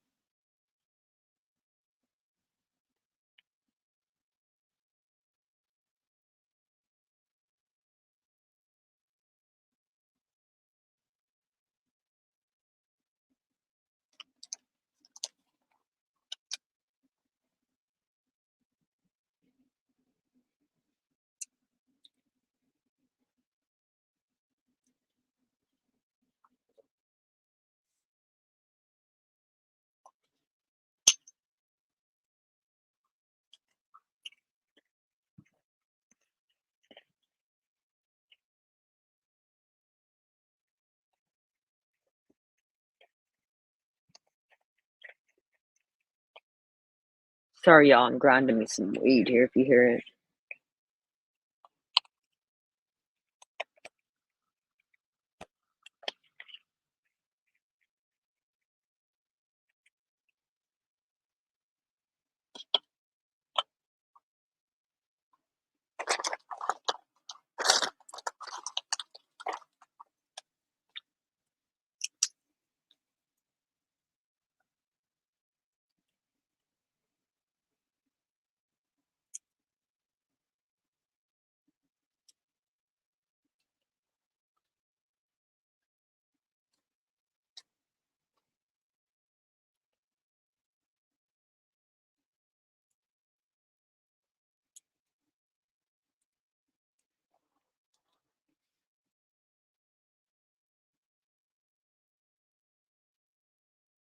It was inspired by two real-world social policies. So it's a true story. Romania. Okay, this here says, why do the handmaids execute people? The condemned is often beaten to death or torn to pieces by handmaids. They are encouraged to drive themselves into a frenzy, and it is implied that handmaids use their percussions in an outlet to pin up rage and grief over the loss of their freedom and rights.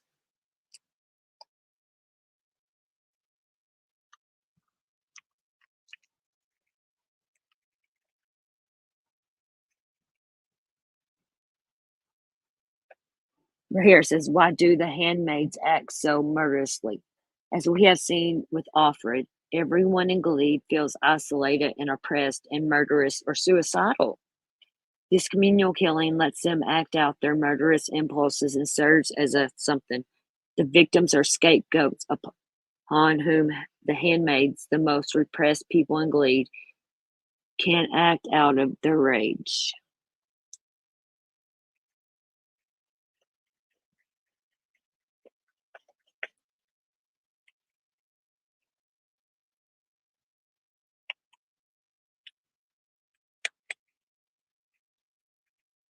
That's Lindsay's profile picture.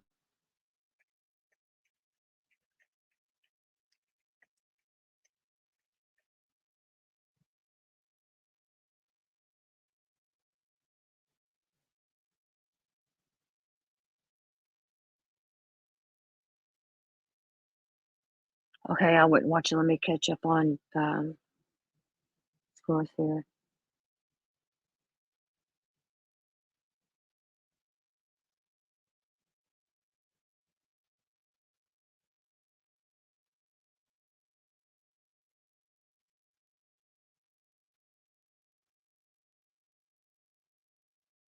Female friend that was in love with her, Elsa. Or, yeah, Elsa. Mags or Elsa. There was Mags, Elsa, Kate. I think it was Elsa. Yeah, I wasn't saying that was anything, but you never know, if she was in a cult like that, or because I was referring to the Handmaid's Tale here. Joel. Yeah, Joel. Sorry, I'm behind on stuff. Oh, you're fine. It got sidetracked. We said we was going to talk about anything. Hey, we stayed up 9 New Year's till like 4:30, and I never do that.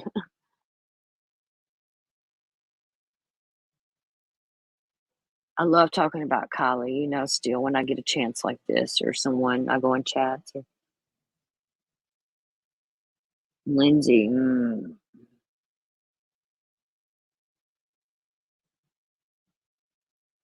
then she made her profile picture the railroad tracks, which I thought was weird. Remember after that, the railroad tracks, and she had some weird sand on it, and yeah. Lindsay is a weird one for sure.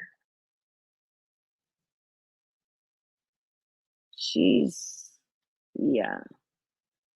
See, I got a thing on here about her being emancipated, but I know more on this that I couldn't put on here. Where's something? Oh, here it is. I always wrote out Juan's ass. I punked that motherfucker out. I got him handing over the laptop. Okay, now this is the mom that cried more when Kylie was missing than when she was found. Hold on. We just want her home. Shit, what am I doing here? She cried more before she was found than after. We just want her home. We're so scared and we miss her so much and we love her so much. And Kylie, we love you. And if you see this, please just come home. I want nothing more than to hug you. And if anybody else out there, if you know where she is, if you know anything about where she might be, if you have any ideas or thoughts, please come forward and share them. And we're not looking to bust anybody else or get anybody in trouble. We just want to see our daughter home.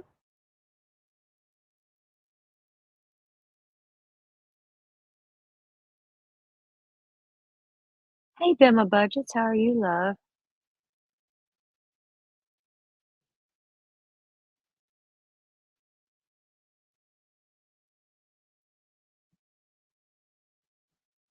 All right.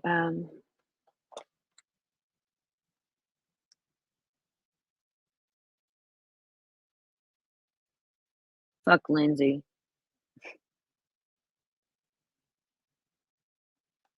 But yeah, I got a lot of stuff on both the channels. You just gotta kind of look through it. Because, like I said, I got shut down twice, so that's why I created this channel, actually.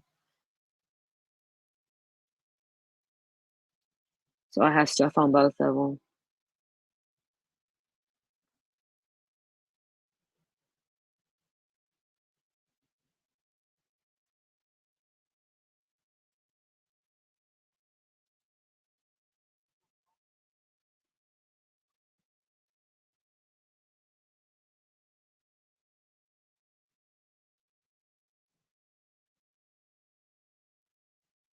Okay, we're gonna get back to Little Harmony, and thank you, Squirrels, for coming in here and chatting about Kylie. It felt good, to have a little chat because I haven't talked about her in a long time.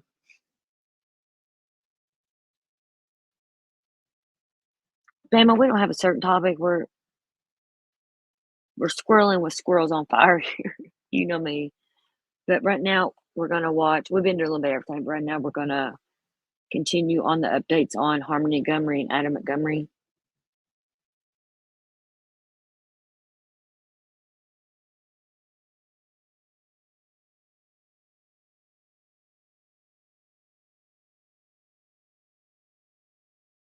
It was like an amusement park line of people saying that Diddy did things to them. So with stories that are maybe true, maybe not true, you don't know. So it's going to be an interesting play because no case is the same. That's the truth. We got to see if the juice is worth the squeeze to settle or not settle. Head crack, always great to have you on the program. Michelle Thomas, same to you. Happy New Year to you both. We'll look forward to having you back very soon. And we're going to hit a break. Body cam footage of his encounter with New Hampshire police to not be shown to the jury. You don't mean water. I'm right. I got nothing to say. Adam, right? Do you remember me from the Elliott Hospital from a while back, man? Yeah, I got nothing to say. Right. So, hey, man, the only thing we're trying to figure out is where Harmony is, okay? So, the concern is that you guys are safe, right? You're not in trouble. Nobody said you're losing your daughter, right? So I want to make that clear. So, I have a body cam on, just like everybody else is being on here. So you just need to find out where she is. That's all I'm concerned about. You're not in any trouble right now that I know of. Okay. You have no warrants. Okay. So where's your daughter so we can check on her and make sure that she's okay? Right now, I have nothing to say. But that's not what I'm just asking where she is. I have nothing to say. So you don't care if your daughter's okay? I do. I listen, I have nothing to say. Is your daughter... If I'm under arrest, you guys can arrest me. Wow, what an attitude he's got, huh? Well, Adam Montgomery's attorneys also want to exclude some suspicious purchases that his wife, Kayla, claims that he made to tamper with Harmony's remains, including a metal cutting blade, a grinder, and lime. Now, Kayla Montgomery is expected to be a key witness at Adam's upcoming trial scheduled to begin on February the 6th. She already testified at his trial last June, where he was convicted on weapons charges. Here to discuss with me, Court TV crime and justice correspondent Matt Johnson, Court TV legal correspondent Kelly Craft, and we still have attorney Carl Steinbeck standing by remotely for us. What a panel I've got today on the couch, you guys. Whoa, I wish we had all day to talk about this case. There's so much. Matt, let me start with you because you were there. You saw Kayla testify in the gun trial. You covered it for us. How did she come off as a witness? Right, so I was there for the weapons trial there in New Hampshire, and she came off very credible, even though, she's serving time, and she was there in her prison outfit as well. But, I'm also looking over at that defense table and how Adam was carrying himself, very confident walking in the courtroom each and every day. Now a convicted felon dirtbag, but with a great attorney, Carolyn Smith, that's really pushing for these motions. Right. You're speaking of, and so we know that they want the items from Home Depot to not be in front of the jury. And Kelly, I want to bounce something off of you, please. Tapping into your experience as a former prosecutor. Taking a look at a piece of that affidavit of probable cause that was for the murder charges. Kayla offers some information about seeing Adam Montgomery pouring some lime on little Harmony's body. So take a look. So we've highlighted this. And she says that Harmony wasn't bones, that she had skin and teeth and hair. This is so sad. And she could still tell that it was her. And then Adam put about half of the bag of lime or a little more into that bag that he was carrying around, that duffel bag that's mentioned all throughout the affidavit. Kelly, knowing this motion that his defense team has filed trying to keep out the lime and the other things, the grinder, what do you think as a prosecutor? How problematic would it be if that stuff is excluded? Well, as a prosecutor, you want to argue that this is really connected to the case here. And that's how you can get this kind of evidence in. Of course, defense counsel is saying that lime is kind of a common product that maybe a lot of people will buy it. So they want this excluded. And of course, they've actually had some wins so far in this case because the judge has agreed to suppress some of the interactions that he has made with the police. But of course, defense counsel wants that entire video, that interrogation video, and a little bit, if you want to call it interrogation video that they showed earlier, they want all of that excluded, defense counsel. But the prosecution really has to stick to the argument that his actions are all connected to the death of his daughter. And then the judge can maybe decide to get it in. Right, Kelly. I'm glad you brought up the video because he's also trying to keep that out. Let's play another clip from when he is questioned by police. Can you make me a promise? Like, man to man? Can you tell me that she's alive? You're going to play the same word games that you played with me the other day. It's not word games. I got nothing. Because we care, man. We want to know. Yeah. This isn't gonna go anywhere. Like, this isn't gonna stop. So No, it's not. So So either get on the bus now or get run over. Well, I got nothing else to say. Why is it you have so much trouble talking about Harmony? Because I got nothing else to say. I want a lawyer with me. Lawyers up there, Carl Steinbeck. Tell me what you think about the likelihood that that video potentially being excluded. What do you think the judge will do, please? Yeah, I think the judge is probably going to exclude most all the evidence of what he says. And what they're looking at as a prosecutor is if that happens, then what other evidence can we bring in to show his guilt? And a lot of that would be his body language, his demeanor. And so take out the words. What do you have about the way he's acting, just the way he's responding outside of his car and whatnot? And think about it, what kind of father wouldn't be concerned about his daughter who's missing for 2 years? And he's got nothing to say about it. So he's obviously acting very guilty and suspicious. And that's what the defense is trying to do, is keep everything they possibly can out. And even the stuff like the lime purchase, that kind of stuff should come in, though, because that does show that it's directly tied to the crime. And so I expect all that kind of evidence of what he purchased at Home Depot will be admissible. All right, Carl, I'm with you there. I know Kelly's nodding, too. I think we can all agree this really should. I'd be stunned if the judge excludes that. Maybe that bit of video there, maybe, I don't know, because it's, I don't know what he's offering. He lawyers up, immediately. And to your point, Carl, he just sits there and looks guilty. So it is prejudicial in a way. And if I'm the prosecutor, I probably wouldn't care so much if that's excluded. I don't think it really makes the case. I want to show you all something else from the affidavit. Let's take a look at some of what is noted by police in the way in which they say this crime was covered up. In the affidavit, and we've highlighted a portion of it. If we could put it on the screen, it says that Adam had placed Harmony's body in a duffel bag and kept it in the trunk of the car. For months, they took Harmony's remains with them as they bounced around, living in different places. While living at a shelter, Adam placed the bag with Harmony's remains in the ceiling vent in their bedroom. And when the duffel bag began leaking, Adam placed a trash bag around it, only removing the bag from the ceiling when a neighbor complained about the smell. And at one point, he apparently moved her remains to a smaller bag in order to fit her inside it. He replaced the remains he placed them rather inside a bathtub. And that's where we highlighted that portion a couple moments ago where Kayla says she saw the lime being poured. The story that is told here, Matt Johnson, as I'm reading it, I'm cringing. I know you are too. Yeah, I'm thinking about the family and the fact that this girl wasn't even given a chance at life. Her body has never been found. And then also the cast of characters that we're going to see back on the stand making the case that this dirtbag is guilty of the murder because they have their own set of problems and troubles that prosecutors have to overcome with drug addiction. They definitely do. And of course, Kayla is going to be a key witness in this trial, the wife, the estranged wife. Right. And of course, defense counsel wants to muddy the waters on her and talk about her prior convictions. And of course, their goal is to get the jury not to believe a word she says. Right, Kelly. They need Kayla. If Kayla goes south, this is really going to be problematic because she saw everything. And she's one of those people that as a prosecutor, you just have to kind of bite your tongue, and play the hand you're dealt, so to speak. Look, she's a criminal. Look, she engaged in this. She pleaded. She's cooperating. And so, look, it's like, all right, let's, hold her accountable to a degree, but realize, she didn't do the big crime. This was dad, according to police and prosecutors. Carl Steinbeck, tell me. Kayla might have ratted him out and stuff and got the truth out there, but that fucking bitch rode around while the baby was in a duffel bag and she should be charged fucking too. Just because she snitched, no, this is a baby. How could any woman ride around for however long and see what she's seen in a cold-hearted motherfucker?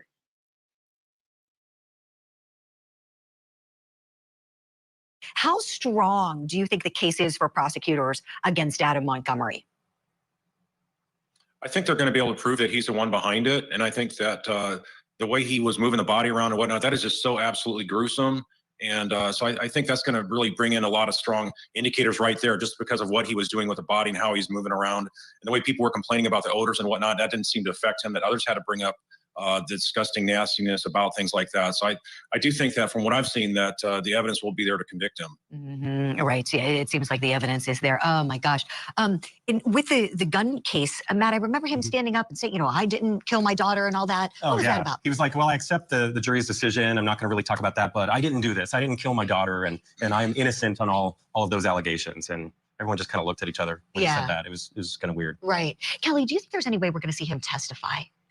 I would say no, Julie. I hope so. Yeah, Right, of course, yeah, we all right. would love to see him testify, but clearly drugs were involved, and he had some sort of issues that were going on to do something like this. Of course, he's presumed innocent until proven guilty, but just the craziness, the gruesomeness of this case is just terrible. I would say do not take the stand. Right. Hopefully he listens to the good advice of his counsel and doesn't testify. But they're good. a guy like this, yeah, I remember you were very impressed. So this will be interesting to see what happens in this case. February 6th is the start date for the trial. Big thanks to Kelly Craft and Matt Johnson and attorney Carl Steinbeck for being on the show today. Thank you all.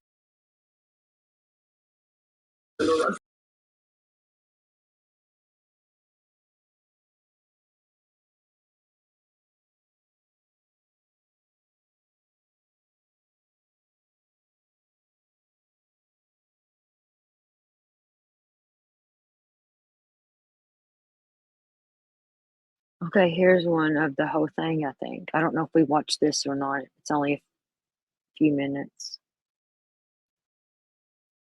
on Harmony.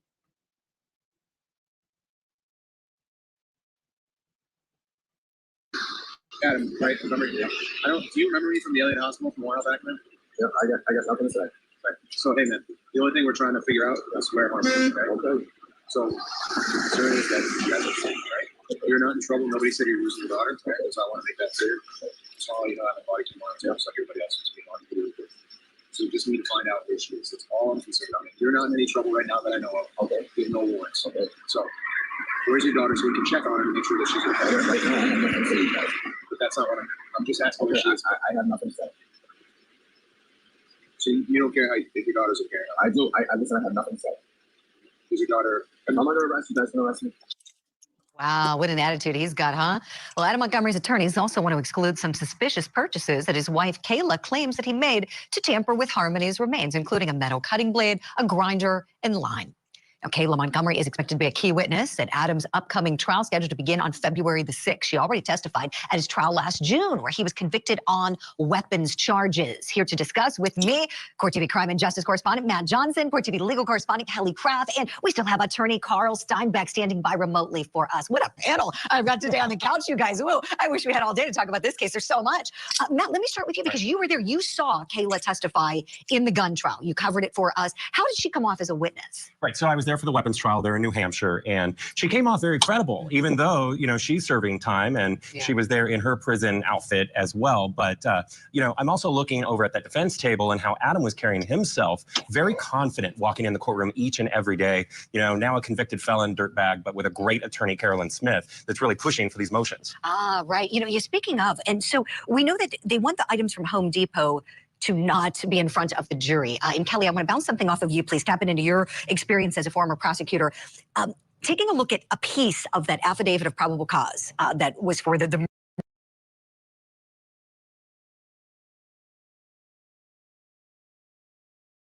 murder charges. Kayla offers some information about seeing Adam Montgomery pouring some lime on little Harmony's body. So take a look. So we've highlighted this, and she says that Harmony wasn't bones, that she had skin and teeth and hair. This is so sad, and she could still tell that it was her. And then Adam put about half of the bag of lime, or a little more, into that bag that he was carrying around, that duffel bag that's mentioned all throughout the affidavit. Kelly, knowing this motion that his defense team has filed trying to keep out the lime and the other things, the grinder, what do you think as a prosecutor? How problematic would it be if that stuff is excluded? Well, as a prosecutor, you want to argue that this is really connected to the case here, and that's how you can get this kind of evidence in.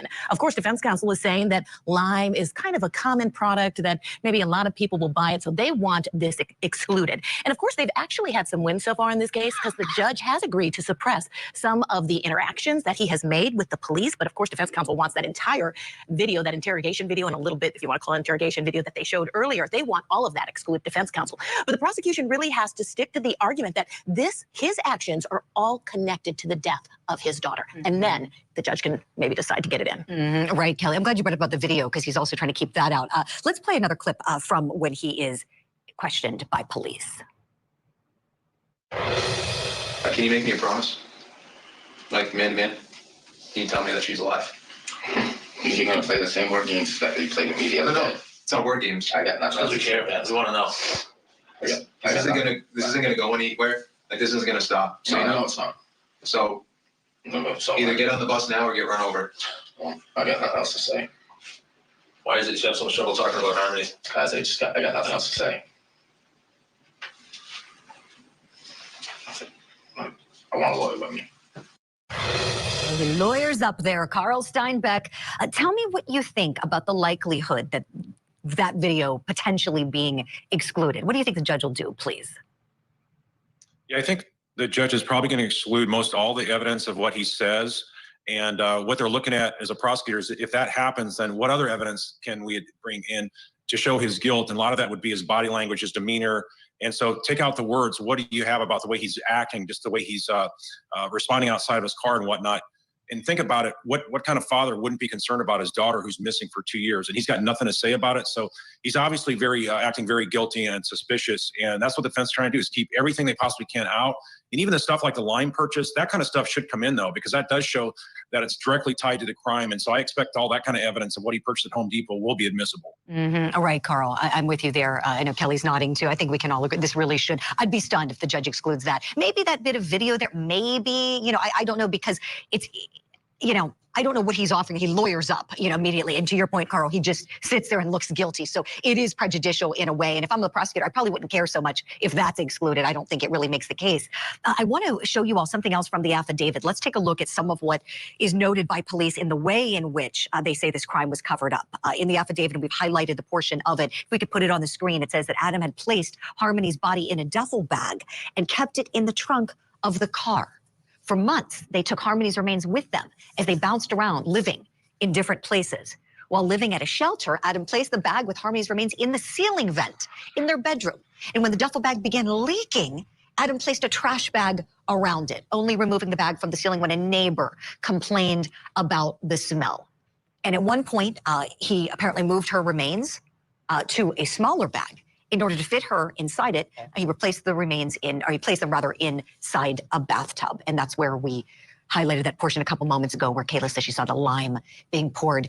The story that is told here, Matt Johnson, as I'm reading it, I'm cringing. I know you are too. Yeah, I'm thinking about the family and the fact that this girl wasn't even given a chance at life. Her body has never been found. And then also the cast of characters that we're going to see back on the stand making the case that this dirtbag is guilty of the murder because they have their own set of problems and troubles that prosecutors have to overcome with drug addiction. They definitely do. And of course, Kayla is going to be a key witness in this trial, the wife, the estranged wife. Right. And of course, defense counsel wants to muddy the waters on her and talk about her prior convictions. And of course, their goal is to get the jury not to believe a word she says. Right, Kelly. They need Kayla. If Kayla goes south, this is really going to be problematic because she saw everything. And she's one of those people that as a prosecutor, you just have to kind of bite your tongue, and play the hand you're dealt, so to speak. Look, she's a criminal. Look, she engaged in this. She pleaded. She's cooperating. And so, look, it's like, all right, let's, hold her accountable to a degree, but realize, she didn't do the big crime. This was dad, according to police and prosecutors. Carl Steinbeck, tell me, how strong do you think the case is for prosecutors against Adam Montgomery? I think they're going to be able to prove that he's the one behind it. And I think that the way he was moving the body around and whatnot, that is just so absolutely gruesome. And so I think that's going to really bring in a lot of strong indicators right there, just because of what he was doing with the body and how he's moving around and the way people were complaining about the odors and whatnot. That didn't seem to affect him, that others had to bring up the disgusting nastiness about things like that. So I do think that from what I've seen that the evidence will be there to convict him. Right. So it seems like the evidence is there. Oh my gosh. And with the gun case, Matt, I remember him standing up and saying, I didn't kill my daughter and all that. What was that about? He was like, well, I accept the jury's decision. I'm not going to really talk about that, but I didn't do this. I didn't kill my daughter, and I'm innocent on all of those allegations. And everyone just kind of looked at each other when he said that. It was kind of weird. Right. Kelly, do you think there's any way we're going to see him testify? I would say no, Julie. I hope so. Yeah, of course, we all would love to see him testify, but clearly drugs were involved and he had some sort of issues that were going on to do something like this. Of course, he's innocent until proven guilty, but just the craziness, the gruesomeness of this case is just terrible. I would say do not take the stand. Right. Hopefully he listens to the good advice of his counsel and doesn't testify. But they're good. A guy like this, I remember you were very impressed. So this will be interesting to see what happens in this case. February 6th. February 6th. I'm going to make note of that right now so I do not forget.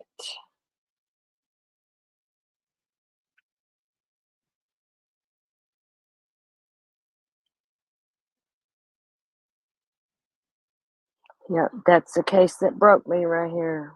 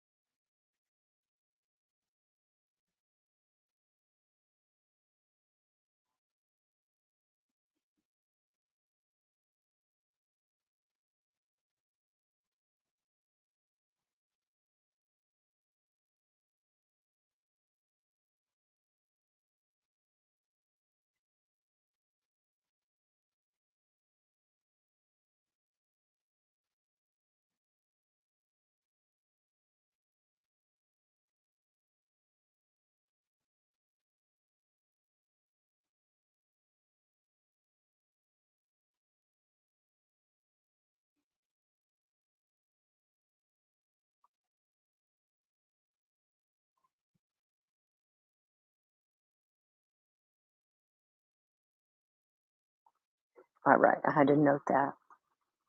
Oh yeah, he won't last long in prison. Neither will the people that are responsible for Savannah and her baby dying. He won't last long.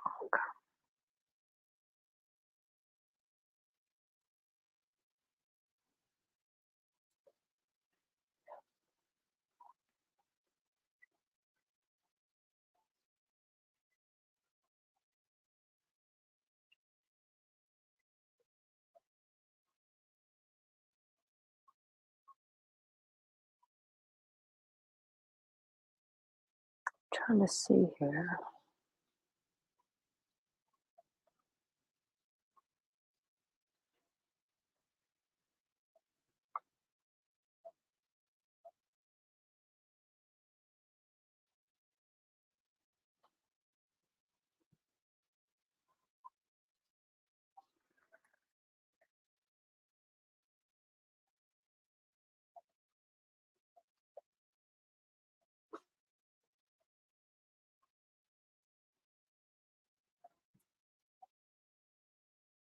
I'm waiting for Epstein's list to get out.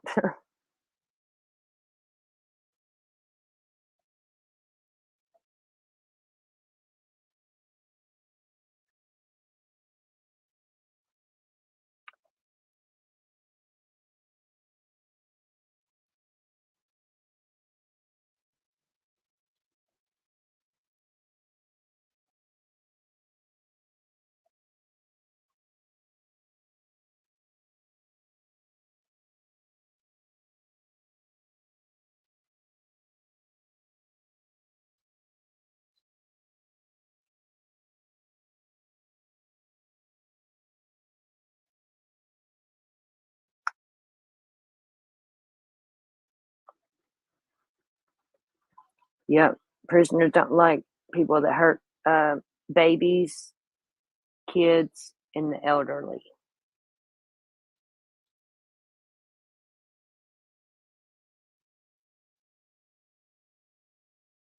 Unless you're in like Chris Watts, where there's other people like you there.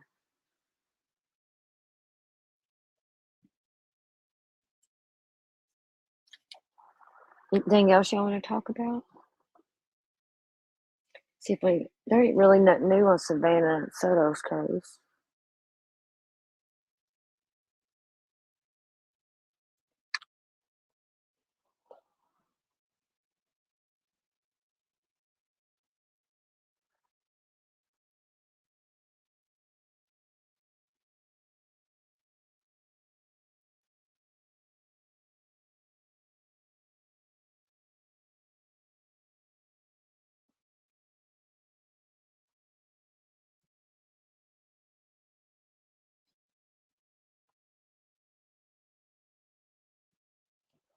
Oh, so I think I'm gonna wrap that up and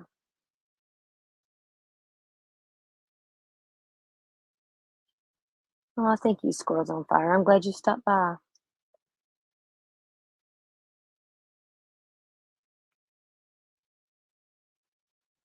I'm gonna go and squirrel. I'm gonna go squirrel TikTok. That's exactly what I'm gonna do. That's my little safe space. and get my butt into bed. Thank you all so much. Have a good night, the sweetest dreams. Thank you.